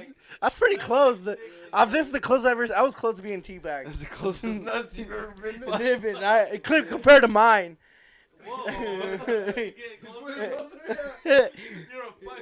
When I'm just saying, I see mine like this and I pick them up. But anyways, back to my conversation. Yeah. So we got that an ounce from some Colombian dude of weed. Remember he was passing out the weed and shit like that for free. I didn't remember he was Colombian. I do remember. I think it was. I don't remember. He was Colombian. I think he was like Ely's neighbor or something. I don't know. Yeah. He was from Escalon, but he was passing out weed. So here, grab this. You grab that. Well, whatever was left over, Chris was walking around like the hula dance fucking fell off, dude. His little skirt. So Like he had the bra, the coconut bra, the wig, and then the fucking sack, the weed sack, bro. Like that's it, and like and the thong. So that like as he was walking, I guess his nuts were like going to the side, so they were falling off, and it was just like hanging in like this, bro. And then he put the weed sack right here, and he goes, "You want to get high? You want to get high?" Comes up to me. It's the he puts the sack was right, so there was 2 sacks, his ball sack and his weed sack, and he was like this. He was like this. Killian, if you listen to this, your uncle is funny as fuck. Puts him to your pop's face, and he's like, "You want to get high?" Dude, he's like, "You want to get high?" And I was like, "No, I'm good." And then he looks at, I think I think she was dating Louise at the time. And he was like, "Get it, boy, get it." And started walking around, seeing him grab a banana and starts going all over the house upstairs running now. That house had a lot of memories, man. Sorry, I meant to put you on blast, Chris. I was... One of the things that we asked Sam was like, what memories were made more in that house or in him and Ili's house? Well, the thing is that in that house, I feel like I saw more first type things. You know what I mean? I was at your younger. parents' house, yeah. I was younger. Yeah. I had never experienced something like that. Definitely. But then when I was at Sam's house, I feel like I was older, so I kind of understood more things. Do you remember that 2-hour blunt session? I remember a lot of blunt sessions. But a lot of You didn't hit the salvia with us, did you? Nah, I was there, but I didn't was it Salito that was tripping? Salito went up to the door. Take us back to the salvia experience that you had seen. All of us sober. I remember Chris just dying, like he was just laughing. Like he didn't say anything, he was just laughing. And then Victor was next to him laughing, and he was like, "No, that was Hector." No, Victor was like, "Oh." He was just laughing like, "Holy shit, I'm sinking into this chair." He was just like laughing like, "I'm sinking." And then like he said he felt like he was just literally And then fucking Salito, like, this would just get... Salito's always been quiet, you know. I've known Salito since I've known Victor for hella long, and he's always been hella quiet. And this would just gets up, and he walks to the door, the garage door, like, into the house, and he's about to open it, and they were like, hey, you good? And he just turned around, and he was just like, nah. Like that, you know what I mean? That's what he said. He was like, nah. And we were just like, what the fuck? Shit. And we kind of just looked at him, and then he kind of walked in, and then he like walked out, because that's when he kind of snapped out of it. Yeah. And he said that he like was just in a room, and all he saw was just that door. So he had it like nothing. Dude, he was staring at the garage. He said nothing else was in that room but that door, so that's why he went to it. And that's when we told him, like, "Are you good?" He just fucking tripped out. But like that's crazy. Like, he was staring at the garage. I remember when he got that Sylvia, he got the strongest shit as Ziggy's. And then this fool was like reading on the internet because he had an iPhone. He was like, "What if we mix it with weed?" He mixed that shit with weed in the pipe. But I heard that you're supposed to, like, the way you guys did it was wrong. Oh my God. Yeah, because you guys just did it like a pipe, like regular tree. You know, you guys just were hitting it, passing it around. But I heard the way you're supposed to do is you're supposed to just take one big hit, inhale it as long as you can, and as soon as you let it go is when you feel it. But you guys were just did happen, but we kept passing. Yeah, you guys kept passing. Yeah, it. I was tripping out, bro. I didn't trip as bad. Yeah, but you guys kept passing, and that's why it just kept getting that's higher. Why I'm saying you guys didn't do it right, like. But we didn't know about that till after. See, well, that's a first that I saw at Ely's right there. Another first was I had never seen people do coke, and then at Ely's house, like, Nilly Willy do that. I've seen heroin there. Another one was like that dude whose fucking gun fell out at the fucking party. Oh, yeah, you were. No, we weren't there. We left to another party. I wasn't there at that point. In the garage. I forgot what party it was, but it was a Halloween party. Yeah. You got a picture of me wearing Andy's heels. Well, he does that on the regular though. So. I was trying out. No, but that was like another one. I was just like, what I remember the fuck? about that. Like later on when we were at the other party, like was it you that got a call or who got a call that? I think I got a call. I think Ely called me or Nicole called me. One of them to say, "Oh, someone dropped a gun." Yeah, like that. So, but see, I was already older at that point. I was like 18, 19. You know, I felt like I wasn't a kid, even though I was. All right. So since we were talking about that gun and stuff like that, one of the heavy moments that like David and them reflected on was that moment of that party where the guy got killed. I wasn't You there. He wasn't there. Nope, but I did I didn't know the guy personally. Yeah. I was supposed to go to that party, but there was no room for me.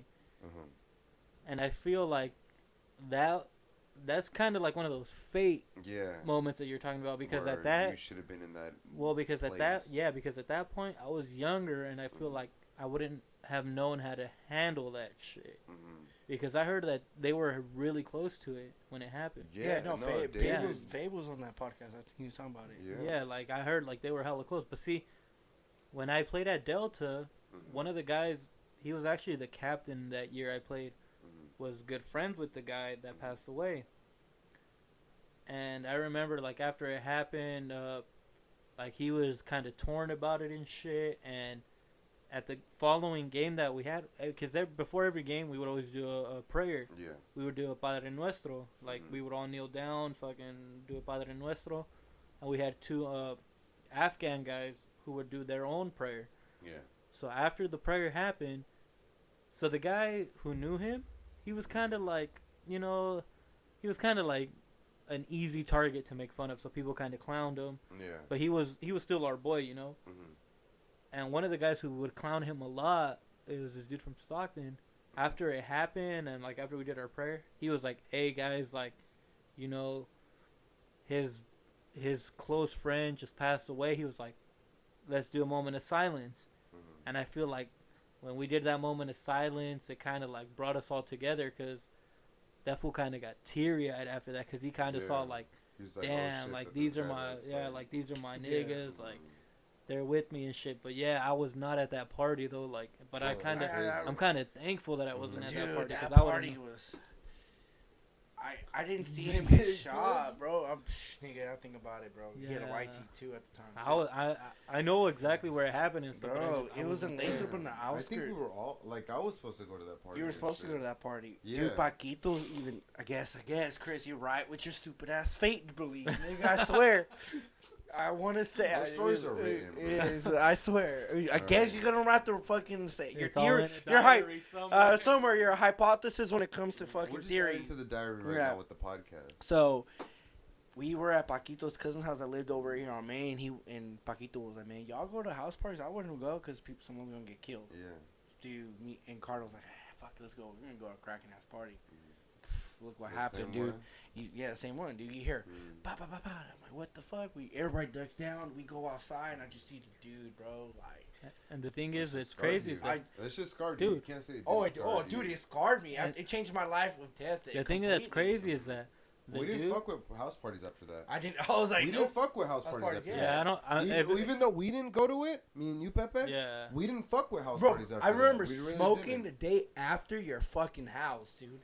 We were still shocked. I think you went, but I want to say Mac G was there, and I want to say Martin was at the party too, and Fabe and everybody was there. I feel like honestly, Sam was there. Yeah, Sam was there, and it's like the dude who Sam went with us. We picked him up. The guy that it happened to.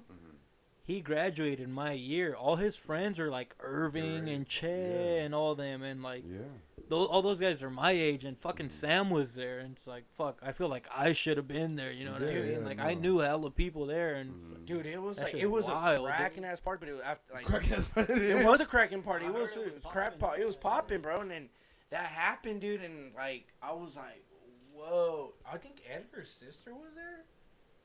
Miranda? Maybe. I have no idea. I don't know, dude. That's on you, man. Yeah, I just remember we didn't go, so we. But had I was scarred, dude. I seen him, and then Miguel was trying to help him out, and then his boy was tripping off Miguel and Ponchos. I bring this story up because I feel like even though I wasn't there, shocked. I feel like it changed a lot of our friends. Yeah. Even though I wasn't there. Even though he wasn't a close friend of mine, I was changed after that. Like it changed a lot of our friends as far as like, oh shit, we shouldn't be going out like that.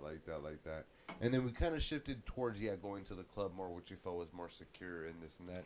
And it shifted towards a different part of our life. Yeah. More of it. But as far as the house party, as far as the house party shit, that shit died out like for me. Kind of died at that point. After that, I was like, the only time we would ever get together at someone's house is it was just us. Yeah. After that, dude, it changed my mind. Like it's like. But you know what's crazy though? Because I feel like if you think about it, all of our friends and dude, we have a big group of friends. it's crazy to think about. It's crazy to think about how big our group of friends really is. It's great to think about how good, it's crazy. It is, but it's like. I'm not saying it's crazy in a bad way. And Pepe, you're one of the people that like aside like I said from your parents, like a lot of those memories happened at your guys' house and stuff. Yeah. So without that, we wouldn't be as close like of. It Wouldn't be as close of a knit group. But see, we wouldn't be if we hadn't had those opportunities to make those memories at your guys' house. I'm not saying it's crazy in a bad way. What I'm saying it's crazy in the fact that not a lot of people get to experience what we experienced. Like, I've talked to Maria about this. Like, I could hit up a lot of these fucking friends any time of the day, fucking like any day, and it's like I'll get a response, I'll get an answer. It's like we're so fucking close, and I honestly think it's a good thing. Like, it's great, dude. You know what's crazy? But what I was saying though is like, after that happened, I feel like we all kind of had the same mentality. That's what I was trying to get to. That is crazy that all of us kind of think in a similar fashion. Like, we took more appreciation for life at that point, as far as like even though we didn't, we were just going out bullshitting and partying, and it's like, oh shit, you know what? It's more than just going out bullshitting and partying, because we kind of at that point we were a lot very cliquey. And you know what? When you're very cliquey and shit, you have opposition. There's someone that's against you when you have your own clique and shit. Oh yeah, for as sure. As opposed to like, you know what? We should be more inviting of others, as opposed to. But I feel like, you know, when we're on crew, we kind of. But the way that you're saying like cliquey like that is like, there's people that go out and look for that. You know, they're more inviting to the negative. We were never like that. Like, we never went out and searched for the. Do you remember going to what's her name? Bumblebee's party? Oh yeah, I never went to that one. And remember they were tripping, and Edgar was out there like trying to. He was like about to throw down, and we were like, nah, like let's just go. But we were all out there. I remember Hera being out there. Berto was out there. Fabian, like all of us were all out there, and it's like. But my mom was telling me like they were cool of us having parties here because our vibe was never about the fighting, never about violence. It was just drunk, and my dad knew it was like one of the things that, like I said, that like brought us really close together, and one of the things that I've talked with a lot of our previous guests, which have been all of our friends and everything, is that competitive drive that we all come on. Like, sports is something that definitely connects us, dude. Like, that's something that it's not about being quote unquote harder than someone more gangster than someone. No, it was more so about sports, about competitive, like for sure. about pushing each other, being driving, like understanding with sports there's a team aspect that comes to it. If we're a part of that same team, when we drive each other, we push each other, we can achieve more. We can achieve more. Definitely. And that's something that we've seen, as opposed to like the gangster mentality of like, it's just us against the world, even though they want to be a part of a group and this and that. Like, no, it was more so, us, our competitive aspect of us pushing each other to do better, to drive to do better, which even continues to us in our adulthood, which I definitely see, like, where we push each other as adults to try to be better. See, here's the thing. When we had a soccer team in the Lathrop League, and it was literally like just friends, like people that we knew personally, not just people we went and picked up and stuff. Like, it was one guy who Sam knew back in the day, and told him like, "Hey, I want to get a team together. Fucking, let's get the team going." And it was him. Build off chemistry. But here's the thing: like, it was him, the goalie, and one defender, and after that, it was like me, Vic, Sam, BJ, Willie, Juan Pablo, Gabe, fucking Victor, Saulito. Like, it was literally Simon. Like, it was literally all people that we knew. Like, it wasn't just fucking randoms we're bringing in. No, but it's like, that's how far our circle expands. You know what I mean? Okay, I'll put it to you like this. Martin is a good friend of mine. Yeah. He's a good friend of us. You know what I mean? Yeah.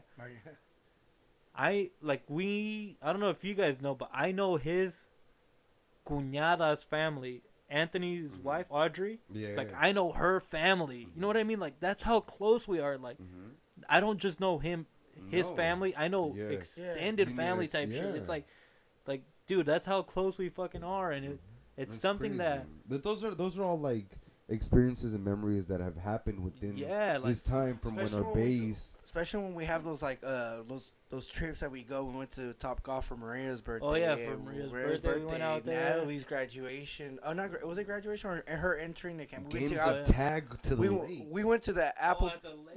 Games of tag to the Oh, lake. yeah, we haven't even talked. We're like 2 hours, almost 3 hours. Oh, I'm sorry for being alone. No, this is the record. Keep going. Dude, like, I fucking hated those days because the that's tag, no. Yeah, that too, but it's just the fact going to the lake in the suburban. Dude, I was the youngest one. Our suburban was always full with fucking people. Yeah, that's so true. I just had to fucking lay in the back. Like Yeah. I didn't even get a seat. I was And the driver was your brother. yeah, that's it. Suburban, and Yeah. I didn't get a damn Me and seat. Carter Rocha I remember, dude. Ah. I remember we went to the lake, and this fool was like, they pissed you off, but you were like teary, but you were pissed. You were crying because you were pissed. They sit you in the back, and BJ was just trying to comfort you, like, "What's up, baby?" And then you were like, "Fuck you, BJ." Cause I never got a seat. Dude. 'Cause I was always the youngest one. At that PSB? You were the smallest. At that point, I was the youngest one with Marco, but I was just small. Like I was Yeah. always the fucking one in the back. And then after that, like I just fucking grew. Yeah. And then fucking Who started calling you PS? Where did that PSB shit came from? PSB. That's what I know. smallest one. I was mad at everything. I was just mad, dude. I was being the Like, smallest. fuck, getting picked I on, can like, feel like that, yeah. fuck, I got tired of that shit. Everybody was like PSB. And they pissed you off by saying PSB, and you were the fucker that kept going PSB. Oh, I'll throw it up. I'll throw it up. Everyone did. But it's just I felt like I had a fucking sense of pride, and I Yeah. tried to fucking You're like like, voice fuck. it, but I was fucking small, and they were just like, man, fuck him. Like, You know what's a fun? Your brother brought a picture of you playing soccer, and it was BJ hitting you right in the head With the soccer ball with in the the back of soccer the head. ball. I don't And I know. guess Back you got of the pissed head. off, and you were the one that drove him there, and you just took off in the car and left him there at the park. Probably. Dude, That- I was.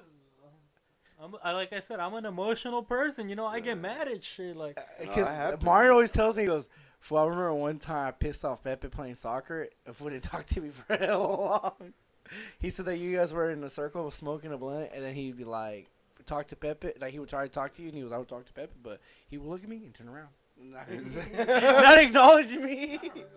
That's what he said. I remember he was telling me that he pissed you off that bad because they were fucking with you at, I think, at Sierra playing soccer, him, BJ, and all. well, I don't know. Like I said, dude, I'm an emotional person. I get mad Yeah, at shit. but no, that again goes back to the competitive drive, Yeah, dude. dude, You know, like, hey. you want to fucking, you know, you're like, you felt like, yeah, your height at that point was a disadvantage, but How many times But- Willie pissed you off? But I'm, like you said, as a competitive person, like I try to win in everything I do. Yeah. Like it doesn't matter. that's definitely like the common trait that I see in all of us, which is crazy, dude.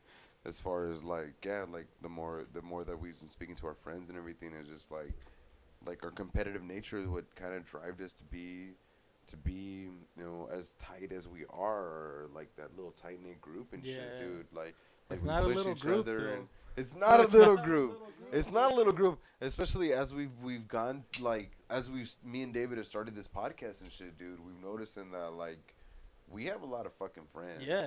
And you know what's crazy though? We have a lot of friends, and we are really close. Like, it's not even like, yo, we got friends. Because I've noticed, like, my girlfriend's friends, it's just like a group of there, a group, like, you know. No. They're not. And then her friends are like hella cool. Lifelong So it's memories. like when I talk to my girl and she'll be like, so say for like her birthday, I'll be like, I'll invite people if you want. Right now, Come through. yeah, like they're gonna come. You need to tell me before I invite fucking hella Yeah. people. Yeah. And she's like, oh, just tell whoever. And I'm like, no, it's not like tell whoever. It's like, Whoever. you need to They're gonna let tell me know. people, Yeah. then tell people. Like, I got friends that Yeah. are gonna be down. Like, Yeah. And we don't miss. yeah, that's what I'm saying. It's like, But that's the thing is, you know, we always love, like as me and David have gone and started this podcast and everything, we love that we've had these more like close knit conversations with our friends. We've been able to like, for me especially, since like how me and you, Pepe, are saying that we're not ever around in the picture, we're not ever around everyone and anything like that. Like for me, it's definitely like opened up conversations with a lot of our friends. A little heartwarming type. And I definitely appreciate it, man. Like it's been a good little thing that me and David have started out here. And he doesn't really talk to a lot of you guys, so I'm the only one. David's a connect, and the thing about this podcast is why it's a Chris and David podcast is because what I like in David, is better in, and the same thing. Like we complement each other a lot. Like David's more open, yeah. David's more open. David's more like able to talk to everyone and shit like that.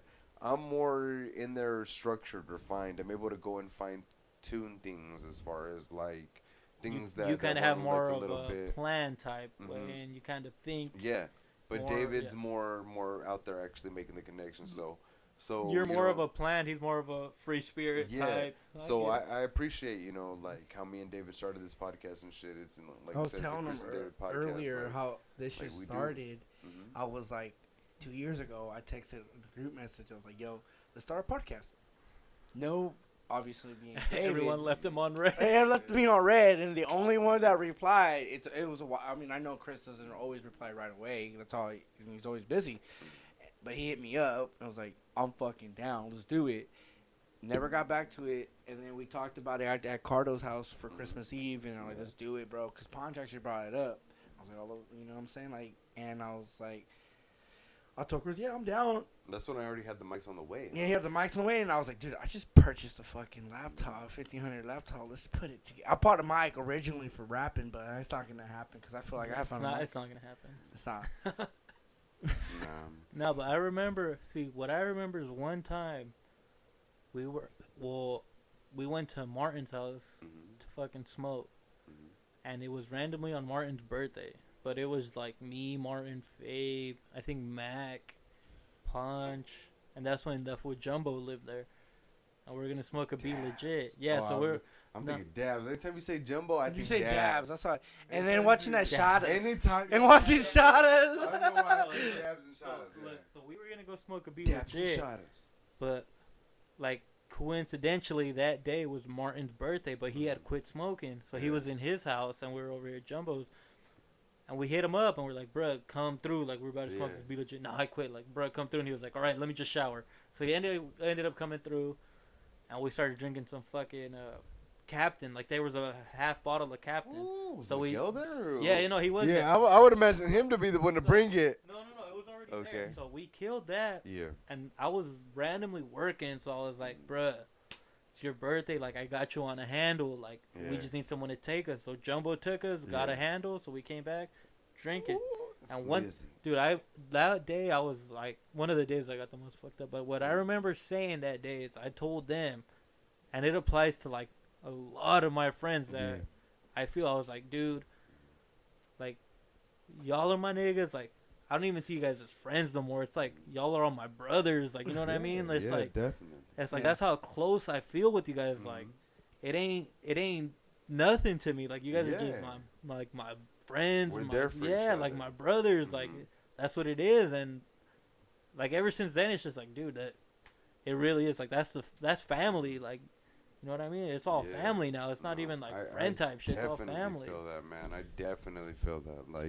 Like since like how David has kind of been a part of the group from like kind of the beginning and shit. And like I said, I came later on. But I definitely felt like I was integrated into a part of the extended family. I don't want to say like part. I was like part in the like from the beginning. You don't think so? I thought I was because I consider it more like as we got older, we started hanging out more, bro. Like David, like I've known him for how long, but we never kicked it out. We never hung out like that. Like I would like hit up Pepe, like when he especially lived at Summit. Ely's like, yo. When's the first time you seen David drunk? Fuck. Damn.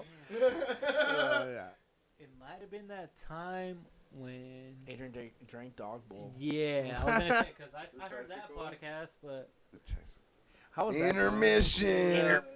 Intermission. And then I remember he said something, and then he just like fell on the. Oh, you know, so he's like, I dated this chick. I like this chick that's deaf.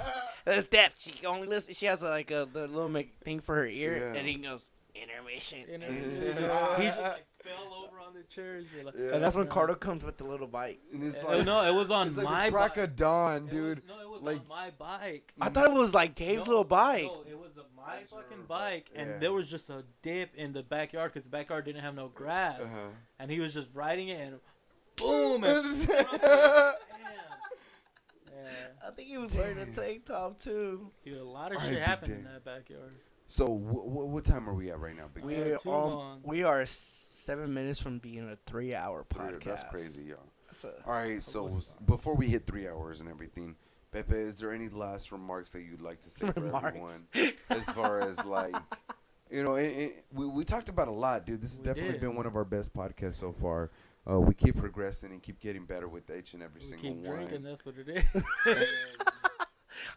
When we get our own studio and then we get and then federally, I would love to burn it with you because I had my best memories of burning with you. Well, let me ask you guys a question real quick. Yeah, ask us anything. Yeah.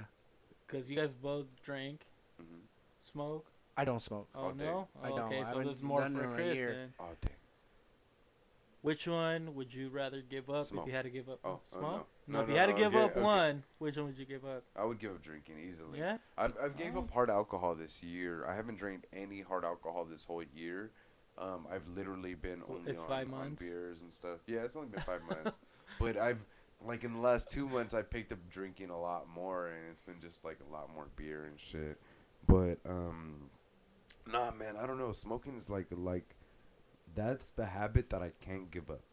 I was able to give up Black and Miles, which, I mean, if y'all remember me, I was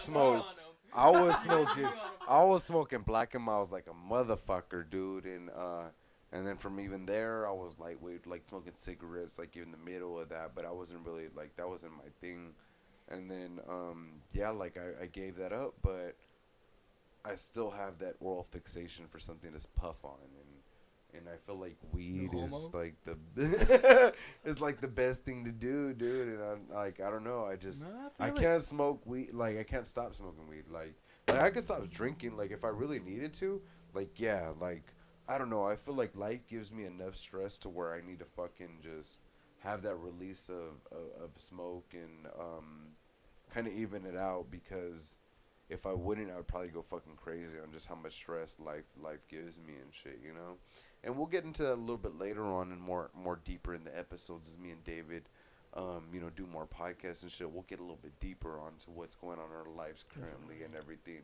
But right now, these first few episodes when we have our friends on, we definitely want to, reflect on a lot of memories, document it, make it kind of like a little journal that we got going on and shit.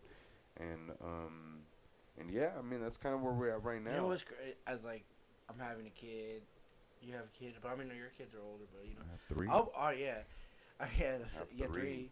And, like, you have your son. Sam has his son, and then Martin has his son. We all got kids now, and like, I hope our kids actually end up hanging out, like continue the generation. Like, yo, like I was telling David, I was like, Killian, go hang out with Kobe or hang out with Thiago. This is our retoque right here. This is our CDs. This is our version of retoque. This is our version of retoque. Well, you got to think about it. Growing up, all our parents got together, and that's how we all met. Exactly. You know what I mean? But I hope that's how we met. But we like.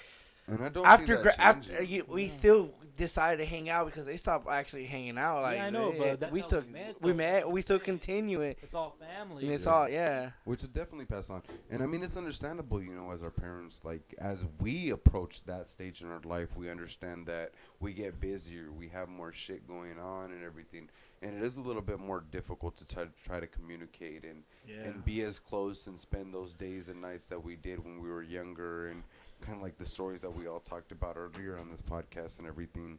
And it's kind of like on our, we're leaving these memories for our kids as they grow up and, hopefully kind of learn from what our stories and what we went through and everything.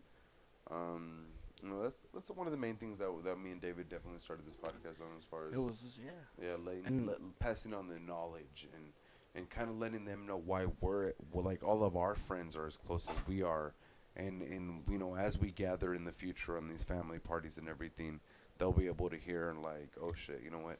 Like, damn, our parents have been like friends for that long. Cause like, I'm sure it would imagine like for you guys like to hear your parents like their stories how on they met, how they met and you know, all that shit. So it's definitely like that's kind of one of like our primary focus as far as me and David is leaving like a digital journal for our children to be able to hear our stories and you know we were definitely glad that we were able to have a little bit like 3 hours a year time, 4 hours a year time. Pepe, I'm just saying I'm ready for part 2 whenever y'all need me back.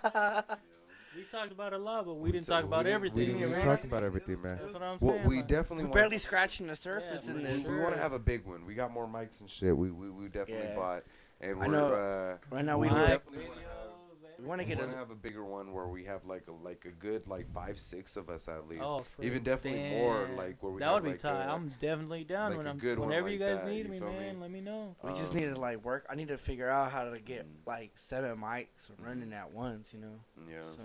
So Pepe, is there any last any words you'd like to say for not only us, for the listeners and everything like that? Like we said, it's for our children. We kind of want to leave them on listening to our stories as we get older and everything. Is there any messages you'd like to pass along? No, just love all y'all. That's all I'm saying, man. That's all I gotta say. And there's a lot of memories that we're still to make sure. ahead. Like we're just scratching the fucking surface. We're only scratching the surface, y'all. We still gotta make an episode of the girl that took a shit in my closet. Oh shit. Big Dave, you got any last remarks or anything? Or anything last you want to ask Pepe no, as we close up this podcast? No. Actually, I appreciate you actually taking the time, especially dude. It's hard, dude. Like, nah, man, it was fun, man. I haven't seen you guys in a long time, you know. Yeah. I had hella fun. I ain't gonna lie. Yeah. I'm like I said, man. Part 2, hell yeah, I'm down for part 2. Let's do it. I'm trying to get But man, thank you, man. I appreciate it. I got you. I'll give you a ride home. You sure? Yeah, I'm good. All right, y'all. So this has been another episode of the Chris and David podcast. We definitely appreciate y'all if y'all been listening to this 3-hour podcast. It's a world record right now so far. Not a world record, but a Chris and David record. So we're kind of close. Are you still upset that they took our contract or $100 million? I know. Okay, so next time we'll talk about how Joe Rogan kind of copied and followed in our footsteps as far as the Spotify deal and everything. So we'll talk about that a little bit later on, y'all. All right, we're here with Pepe. All right, thank you again, Pepe. Follow me at. No, I'm just playing. At pep-love. Your son's. Oh yeah. Shout out your son's little YouTube page. Yeah, let's do that. Tiago's Fun World. Tiago's Fun World, y'all. Hell yeah. We subscribing out here. Little critters that want to play, like learn some new toys and stuff like that. Hit them up. Yay! Yeah. All right, y'all. We done.